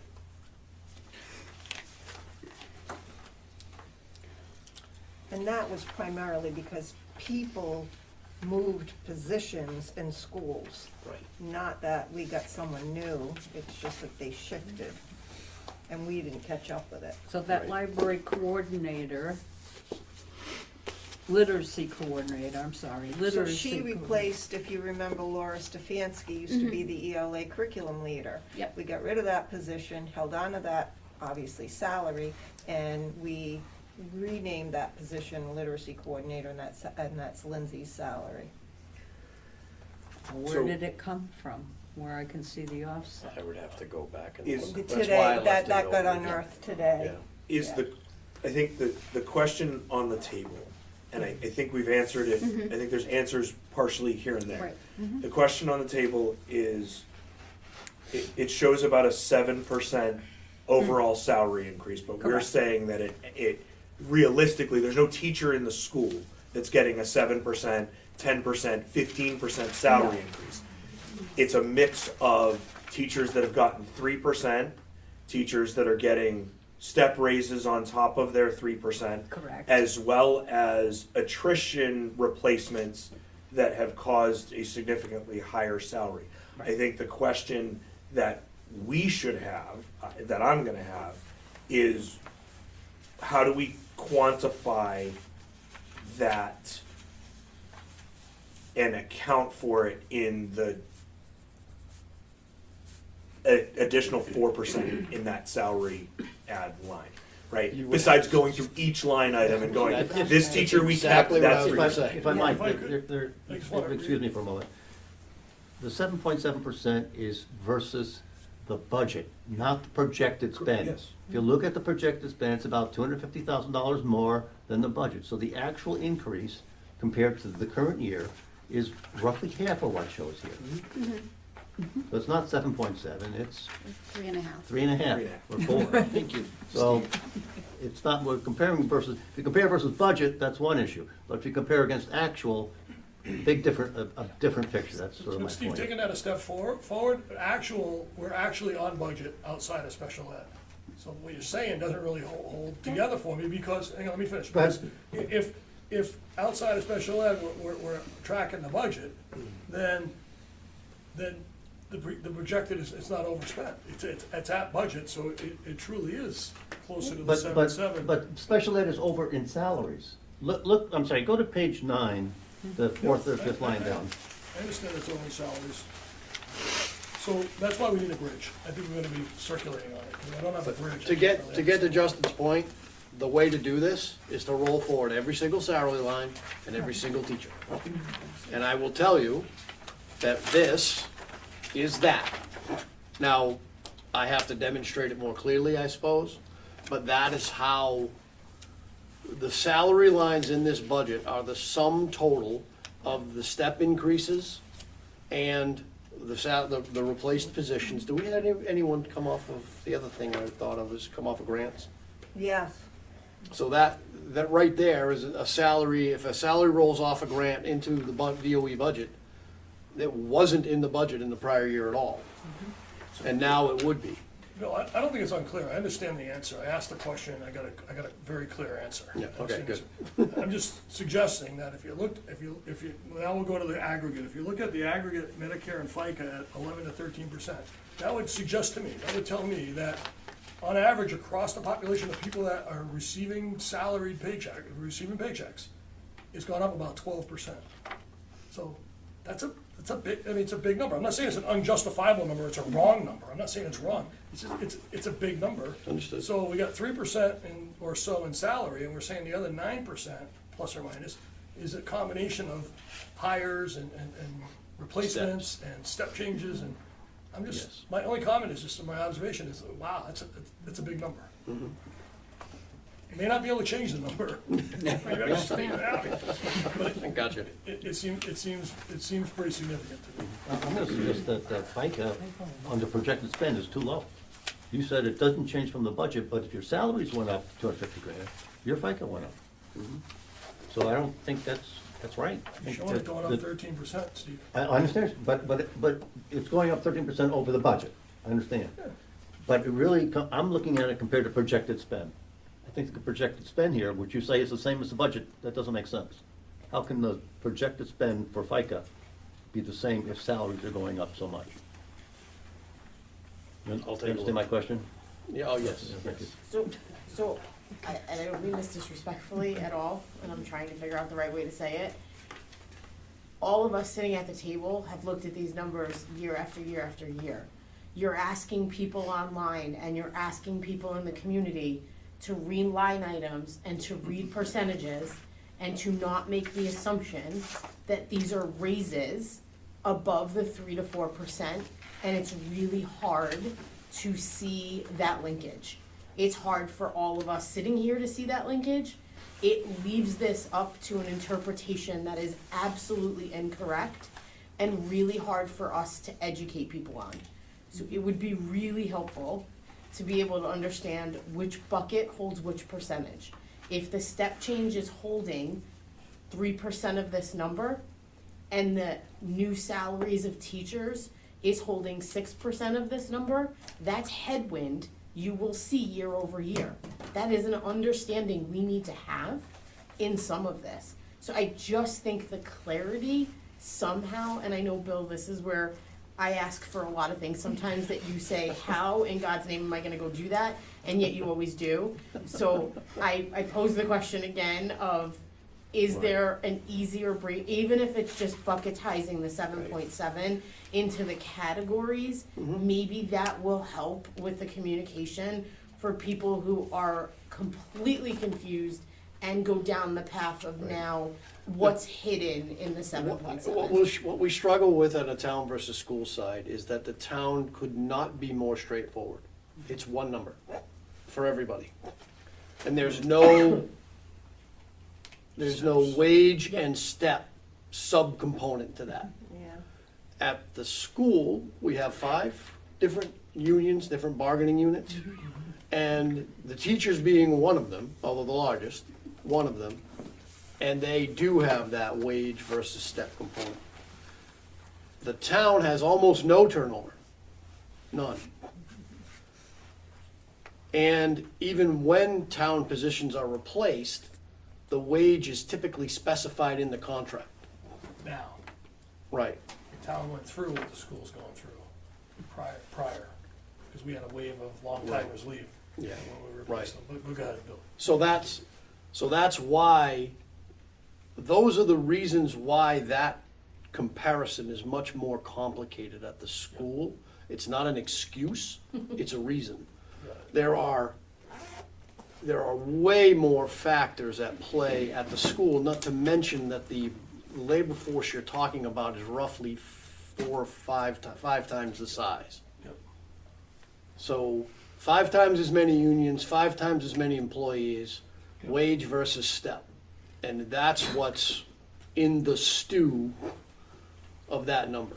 But I'll come up with a way to bucketize it. Well, I don't want you to spend 3 days on it, so hopefully you can look. And to Steve's point, I call it a burn rate, it could be a run rate. I mean, to Steve's point, there is an overage on the current situation. I don't know what magnitude that is, but I hear what you're saying. So, Matt. I appreciate Nikki's request for clarification in bucketizing these things, and it's about the message, and there's nothing hidden, and we understand, but it's everybody else. We do need to present this to the town folk and make them understand, even if, hopefully they ask. Hopefully they ask and we can communicate, because nobody's going to look at this and understand all these details. It's hard. It is. It's a lot, and we've been looking at it for years, and it's still minutia. And so I would love to say, well, why is it 7%? Well, this is why. And if we can, I hate making more work for other people. I do, but I totally appreciate the way you've asked the question, Nikki. But we do have that problem even on the town side. Oh, absolutely. When we have a high percentage going up, Yep. the general residents look at it and go, 10% here. Why is it 10% when everything else is, Yeah. and it's hard to wrap your head around. Yep. Heather? To piggyback, I didn't attend this joint meeting last time. I must have been away, and I really like it. So I just want to say that. I think it's valuable to get feedback from you guys that maybe we haven't thought about. And I do think that as a whole, we've been trying to make our budget more user-friendly for the folks that aren't staring at it like we are, like you're saying.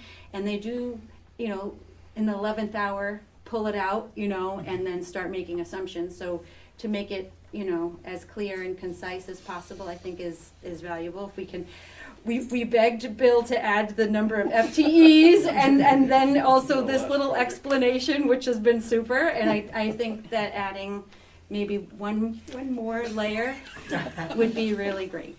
So Yeah, I think, sorry, Justin, to build on that, I think that the presentation on the 5th is an opportunity. Right? I know it's a lot of work we're asking Bill, but I mean, if we think about, there's a ton of people on the Zoom. That's great. They're hearing a lot of this, and there's a lot of other people in town. So that may be an opportunity to frame that in a way that really kind of clarifies the moving pieces. Yep. Justin? I just wanted on the record that I was not the one who asked for it. It's usually me. It's the first time for everything, Justin. I just wanted on there. Rick? So this is the opportunity with both teams here then. where do we think the town is on an allowable increase? Because bottom line is, I don't see anything that we're talking about says it could stay the same. I know that's what you've asked us to push for, but with what I see in the special ed, that isn't coming down. What I see here, just to keep it the same, it's not coming down. And I know there's a lot of needs for the town itself to keep alive, it's not coming down. And there's capital equipment needs that need to get taken care of, that's gonna steal from those little budget $100,000 you got set aside. Where do you feel the town sits on what the mill rate change can be? I know they're gonna say nowhere, but I was asking questions of someone the other day, what is $1 million worth in the tax budget to somebody who owns a home? So where's the threshold? Well, as Ken said, they're gonna say zero, Yeah. if not negative. I don't see And it that's, staying. and that's at coming zero. off a year where it was zero. Yeah. So we had no increase last year. Can't do that again. So we'd be looking at a second year of no increase. Yeah. And it's not sustainable. In this case, we continue to go backwards then. Right. Exactly. And that's what we're trying to avoid. Zero is backwards, yeah. Nikki? Yes, Zero's it is. backwards. Because there's at least 3% inflation rate outside of this, so Right. we know we're losing. Just in the contractual that we have with the Oh, yeah. employees. Exactly. And the healthcare costs. I Oh, mean, yeah. anybody's household budget goes up just on utilities. We don't, it's a way of life. We're not immune to that. Yeah, No. Nikki? Except for gasoline. Is there, Yeah, I Yeah, just didn't want to except change the for gas. topic. is there any thought to that? If- Well, Or it's you the have million, another I'll date address that that. I mean, it's I- $1 million, I appreciate the question, it's the $1 million question, right? Yes. I don't have an Or answer. five. Or $5 million. I don't have an answer sitting here today, nor would I attempt to project one. Simply because we're a board of 6, there's 4 here, we gotta go through it and look at it, and we're gonna put forward what we think is, satisfactory to keep the town going and something that's gonna pass. Now, we did that last year, it didn't pass. Right. We did it again, it didn't pass. We did it again, and it didn't pass. And then on the 4th time, it passed. So, what we feel is appropriate and what the people that are voting feel is appropriate don't align. And so I can't, it's just impossible. It's a good question, Rick. It's impossible to answer that question here today. Nikki? So I'll just make one comment on that too, and then I'll ask Bill my question. I don't know that there is without pure communication from the town, which we don't get, right? Like, this is where I think we started at this beginning of this meeting, and we'll probably end at the end of the meeting. And I'm sure someone will put it on social media on how many citizens were physically in this room tonight and how many were on Zoom versus our total population. Just the same as when we go to vote, people put the percentage of people who vote versus the percentage of people eligible to vote, right? So what population comes out and what population votes, maybe the zeros, maybe go up to 15, right? It is so difficult to put a thumb on what that is when we don't necessarily get a good sound report from the town, which is why the meeting Rob referred to earlier on the 5th is so crucial for us, because when we get up there and present these budgets to the town and the town gets up and has that conversation, it allows the ability for us to start to understand where they are from a position this year. Because some of those people who were in a position of uncertainty last year with what I considered the perfect storm, this year may be able to use their abilities in just changing the mill rates and may not be in the same position. But without hearing from them, it is really hard to put that number.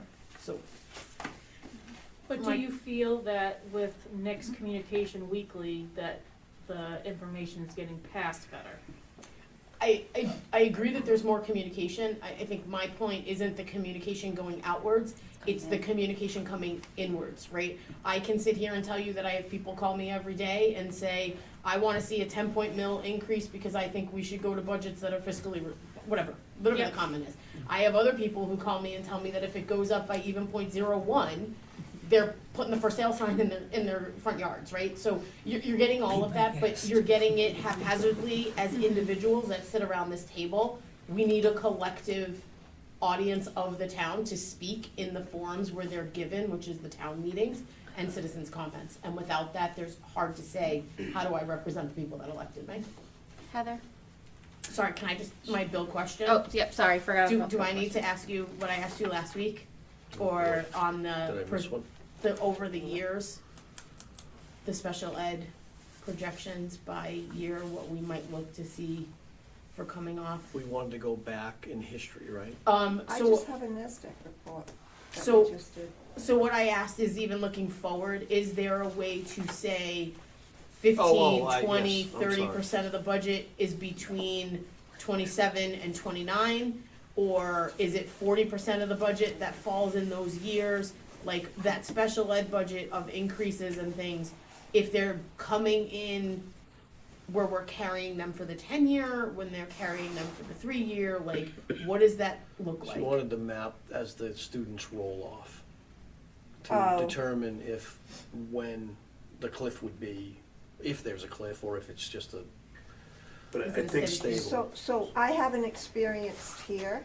We've had some high tuition students come off and then 2 kids move in, and it just seems to balance it out, where we had hoped, I think the 1 year we had surplus, that since I've been here, was because we had a special education student age out, and we were able to return some money to the town. We put some in non-lapsing, but that has happened one time in 9.5 years. Yeah, we did send, NESDEC does a special ed projection report, so we just sent them all the data. The report came back yesterday. I haven't had time to print it out and look at it and see if they're giving us any significant increases moving forward. But we thought we'd let them look at our numbers and do an analysis. It was part of our annual fee. They do that for us. I'll read through it. If it's interesting, I'll send it out to, obviously, the Board of Ed, but to the Board of Finance to take a look at. It might give us some insight. I just haven't had a chance to read it. Thank you. Heather. Hi. So I just, to piggyback a little bit of what you just said, is I do feel like the town meeting is one of those opportunities, but I also think the town doesn't, as a whole, utilize it. I've gone to town meetings when we do these budget presentation, and most of the audience are the same people that put together the presentation. Right. It's not a lot of new faces. The spouses of those people are there, and you know, it's just, it's not well attended. Maybe they watch it later on Zoom. I have no idea. I also find that they don't really well attend these meetings, you know. Granted, we had a lot today. This is very unusual, you know. I also think that the percentage of voters that come out is terrible in this town. For all votes, presidential, for all of our town officials, for budget votes. So, I mean, I know I personally, and I implore all of you here today, that the night before the vote, I literally send out about 100 individual texts to all of my friends and family that live in town. It's literally got to be by carrier pigeon at this point, because people say they don't know that there's a vote, they don't know that there's a meeting, even though there's all these ways that we convey it to the public. The newspaper, Winnie, the Facebook pages, the town website, emails that get blasted to their thing. It literally has to be almost carrier pigeon to every single person that we know. And I hope everybody at least here, and maybe people on Zoom, the night before the vote, you know, it doesn't even have to say what you want them to vote, just to remind them that they have a due diligence to be a part of the process. And it takes every single person in this room to do that. So please consider that. Justin, you had your hand up. Yeah, so, I'd ask you guys to go back to last year's presentation, specifically last year, and in going back to talk about special ed, last year, pupil services, we added 886,116, that's what we were going to present the night of the budget. The day before the night of the budget, we were informed of additional headcount on the special ed side to the tune of $277,000. It literally changed overnight. So that's, when we talk about volatility in our budget, we just watched you guys have to vote on SALT $39,000 for salt. I was joking with Heather, I wish we had $39,000 that got added or removed at some point, because I'd much rather that over 277, 165, whatever next week's number is gonna be. I know somebody's gonna do some math on $23,711,294 versus 777. We are fiscally responsible for 872 students, although attending on campus here in Thompson is 777. So let's keep that in mind as we do our math. Another thing that I find as I speak to the community is there's a lot of community members that don't understand what we as a district are responsible for. And Dr. Jones brought it up in his presentation. Students removed through DCF that we are now paying tuition to other districts to the tune of $120,000 for. Students who are homeless that we are paying for. If a student gets expelled from the district, they do not fall off the planet fiscally. We are financially responsible for wherever they are placed. This is state mandated, policy mandated items. There are some of us on this board that wish we didn't have to do that, but the state mandates that we do, and all of that falls under people services. I find that when I talk to the community and they find certain things like that out, they're like, what do you mean? What's going on, right? We expelled the kid because they brought a gun to school. Why are we still paying for them? Because the law says we have to. So just keep that in mind as we go through some of this. We would love to send the town a budget that had a reduction. It's just not fiscally responsible with the backlog that we have in capital to not watch this place crumble to the ground. And the pressure that you guys are under, the pressure that we're under, I don't envy either one of us right now, because this last year sucked. This year's going to really suck. Matt. I want to kind of go back to what Principal Prentice said in terms of, I'm 55. I went to school in the 70s and 80s. Schools are not like they were in the 70s and 80s. And so anybody that's my age or older has this thing of what they think school is and what special ed was back then, 30, 40 years ago. And it is special ed. That was, one little room of kids. It's a quarter of the school. And it is a vast spectrum of services that we need to provide. And I'm not lecturing you guys, I'm just kind of speaking to the ether on this. And it would be great if we could wind back the clock to how things were funded back then, but we can't. And it's not going to get better or easier to fund this stuff. And unless we can get the state to do their responsibility to their unfunded mandates, which I say this every meeting, and I'm just blowing into the wind. I just want everybody to realize it's not your schools from, Larry was saying 10 years, but the people that are my age or older, it's way, way different than it was way back then. And it's, anybody who was a teacher or a principal back then who's saying, well, this is not how it should be, we'll get in touch with the times, get in touch with reality. It is what it is, and thank you for your time. Any further discussion? Nikki? I just have one thing.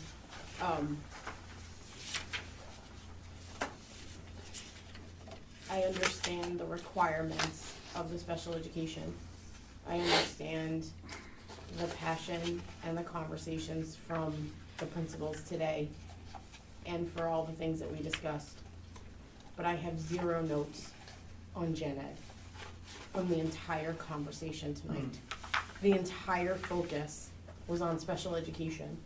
And I don't know if there should have been citizens comment, parent comment, but I'm a little concerned on where we are with programs sustaining the gen ed population in not having them fall in to the special ed section because they're being either frozen funds year after year or all of the conversations we've had understand that the special ed is state required, the gen ed is not.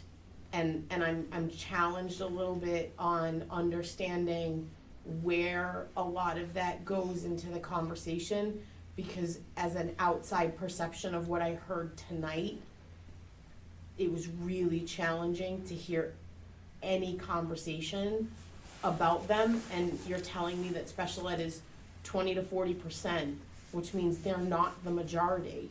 But every meeting and every conversation, as the financial burden, it's what we discuss. So I just don't know, is there something I missed? Are there programs? I know we talked about removing them possibly. But those are the only places. But is there something else? Melinda. So the reason we started off this meeting with our gen ed kids talking about the successes that they've had in the career pathways, and for our parents who are here, whether the students who are special education preschool students or regular ed students, and the same goes with some of the reading programs that we have out there. Not every student that has an IEP, not every student that receives reading services has an IEP. And so a lot of that is also gen ed support. But we started off this meeting specifically to let you know what's at risk for the gen ed population, and the fact that those programs are being extremely successful. They're raising test scores. They're doing what they were designed to do for our gen ed kids. And we're at a breaking point. We're at a real critical breaking point that the scale has tipped over so far that that smaller population is taking a bigger part of the pie, right? And what's left are these programs that we've spent 9.5 years building up, and on the backs of a lot of our teachers and staff, and creativity, just finding money. And now we're saying, okay, now we gotta erode those very programs that our students are being successful about. So we were very intentional about putting those up front tonight so that you could hear some of that. But those are the things at risk, because for 9.5 years, we always come to budget. Before it ever gets to the Board of Ed, I cut out a lot of things. I took out $400,000 out of gen ed before the Board of Ed ever saw it. And every year we do that. We take positions out. But then as we go through the referendum process, the budget is reduced and reduced and reduced. And so we stripped out everything I can think of right now, has been stripped out of our budget, and we're left with bare bones. The very bare bone gen ed programs, and we're not covering special ed. And so that's the reality here. And whatever move this town makes in reducing the requested budget I put forward is going to impact the gen ed population of students and special ed, because they take those courses. They're in the pathways. They're in the athletic programs. It's going to impact students significantly. We've done a really good job. The board and I have done a really good job trying to skirt around that by cutting this and cutting that, and we're at a point where we're getting Chromebooks that we have to piece together from somebody else's castaways. I mean, this is a critical situation, and I think Jess was very intentional about putting students up first with that are successful in our gen ed program, so you had that sense. But I don't know where to go. I can't even guide my board, because I can't tell them that, okay, if you get rid of this, that'll be okay. If you get rid of this, it's gonna create chaos. So thank you, I appreciate that. I don't think that everyone is clear when we talk about some of these programs that are title programs, that you are not required a 504 or an EIP to be a part of them. I think that some of the communication clarity isn't there, that when people talk about like math lab, the assumption that I made, not this year, I've made in the past prior to being educated, was that all of that falls under special education. And it's not clear. It's not clear in the conversations. It's not clear in how it was presented. So it's not an attack in any way, shape, or form. It is an observation of, we heavily focus the conversation. You have a group of parents who sometimes tune it out because their children are not part of the population that is constantly discussed, and it gets frustrating to not hear that they themselves and their children will have a path, because if the pathway you talk about are the different thing, they just want a good general foundation.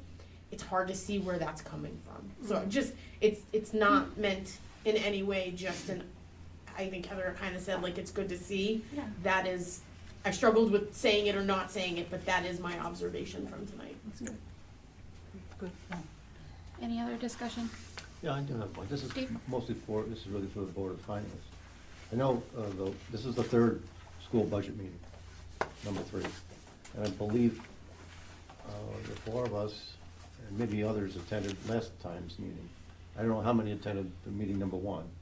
But if you haven't attended number 1 or number 2, I'd suggest you call it up and take a look at what transpired. There were things to learn from all those meetings. The first one, for example, the cafeteria was discussed at length. Very interesting. You brought it up earlier, Justin. I think last meeting, I think all 4 of us were at last meeting, so we know what happened there. It was very insightful to learn about the whole school system. So again, I'm going to recommend to our 2 members who aren't here, if they haven't already attended or listened to the prior budget meetings, that they do so. And if either of you, or if any of you have not listened to number 1, I would really urge you to do so. Jess, Yes, sir. could you give us the 5-year plan for capital and stuff? What you did? It's in last Yes. week's package. Right. Yep. Yes. Yep. I'll make sure that gets to the Board of Finance. Danielle. Thank you. And when we had the person here last week that was given that The school and overview, state finance project. did she have a There's a deck. PowerPoint or whatever? It is. It's on the Because it school was kind of website. hard hearing it. Right. You know. It is listed on the school website on the Is it? the tab for the school board. Okay, But we can send it to you, Daniel. Yes, You yep. have a copy. that'd be great. Was this brandy dandy new version emailed to us, and if not, could we have that emailed to us electronically? Yeah, I don't have that one yet. And that version that Heather's talking about, the brandy dandy shiny Yeah. new version, The one that I that like. does not have any of the surprises that we talked No. about last Correct. Those numbers are the same Same the numbers, budget just a we've been new talking format. all along. Yeah. Can we get, No. because we know there's something on the horizon with that, can we get that list, please, somewhere? If it's in a weekly brief, wherever it is, Yep. I'd You like just to know need what that that is. number. Yeah. Yeah, Because we are going to need that for Monday's budget meeting. okay. All right. Any further discussion? Just a thank you. Thank you, Likewise. guys. Thank you. Definitely. Rick? I was trying to tag my other new person to say, Melinda, I thought your letter was fantastic. Oh, thank you. For trying to drum up support. So. Well, I'm in a sweet spot right now because you haven't approved a budget, and so I thought I She would can say jump what she on wants. it and try to get parents to understand the gravity of the situation. I'll do that up until you finally vote on a budget, and then I kind of get the gag order. But I will still keep rattling that and inform parents to come to the meetings. It's very important for them to stay involved. All right. We're going to move on to our last section of citizens' comments. We'll start in the room. Mr. Brissette?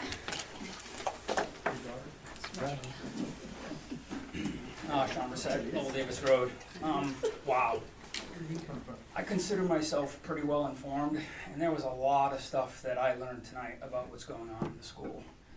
And anybody who sat through, 3 hours and 41 minutes and thinks that the school district is the problem or the Board of Ed is the problem, more than likely you have a personal agenda. Go look in a mirror and see what that is, because the school district's not the problem, the Board of Ed is not the problem.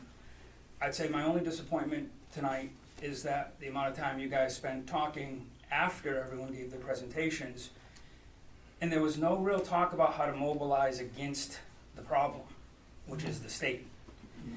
And I've been saying for over a decade when I started attending Board of Ed meetings, this system is not sustainable. It will bankrupt our town, it will bankrupt other towns. Passing a budget this year does nothing for next year, it does nothing for the year after that. This is a serious problem that every Board of Finance chair, every Board of Ed chair, every first selectman should be calling their counterparts, emailing them constantly to get on the state. I would also employ every farmer I know, because look what they just did in our state. This is the perfect time. The farmers just mobilized and forced the state, the governor, to change his tax base for open space. Every taxpayer in the state of Connecticut should be on board with this. Special ed is destroying our town and every town like ours, okay? When I was on the board, the last year I was on the board, even though I never got involved in our contract negotiations, I did call around. And as expected, Thompson was the lowest paid district for every bargaining unit we have. It always has been. If people want to question the salaries, question them, but get informed, because they're the lowest in the area, and by the way, the lowest in the state probably, or close to it, because our area is the most oppressed in the state. So if you want to question something, get informed about it. Don't just say there's waste. Don't just say somebody's making too much money. See what the counterpart is. Also, to the people that are listening who think we should outsource, we've been down that road. I also would employ the Board of Finance to appropriate money for an audit to figure out the facts, because for some reason the people don't want to believe the facts, which is $1 to $2 million more just to outsource the high school. Because they think, well, Marinopolis charges $17,000 a kid, why can't we do that? They don't understand the special ed, they don't understand the transportation. It's all about educating, but even at that, it doesn't matter if we don't get the state to start paying for special education. It just doesn't matter. We can't sustain this continued cost increase that we have every year. So I would implore you to get back together as a combined board with the selectmen and figure out how to fight the people who are really to blame for this, because it's nobody in this room. Thank you. Thank you, Mr. Brissett. Anybody else in the room? Anybody on Zoom?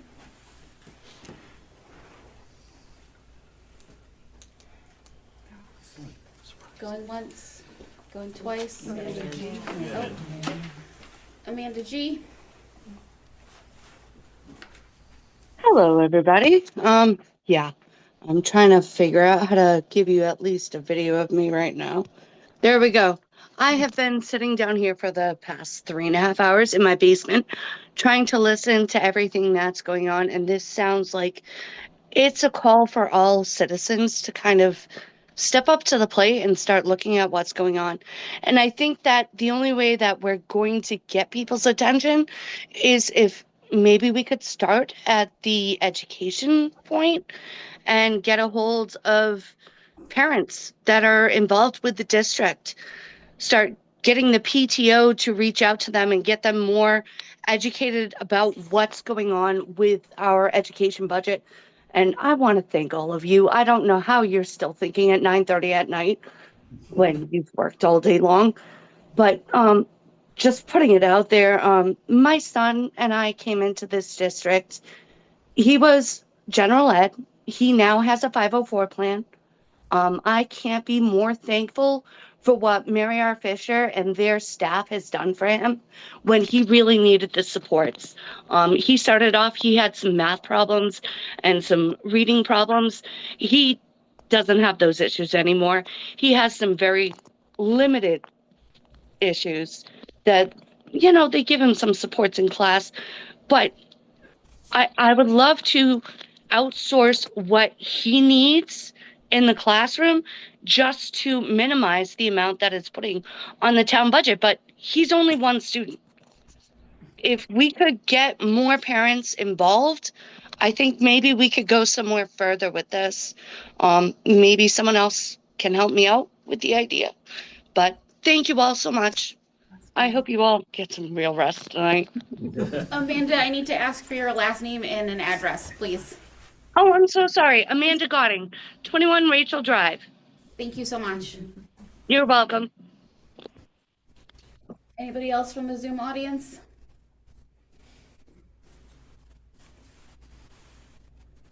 All right. Oh, I'm gonna say a thank you for everybody who's stuck around for so long. Do I have a motion to adjourn? Motion to Second. Nikki and Matt for the second. Aye. All right.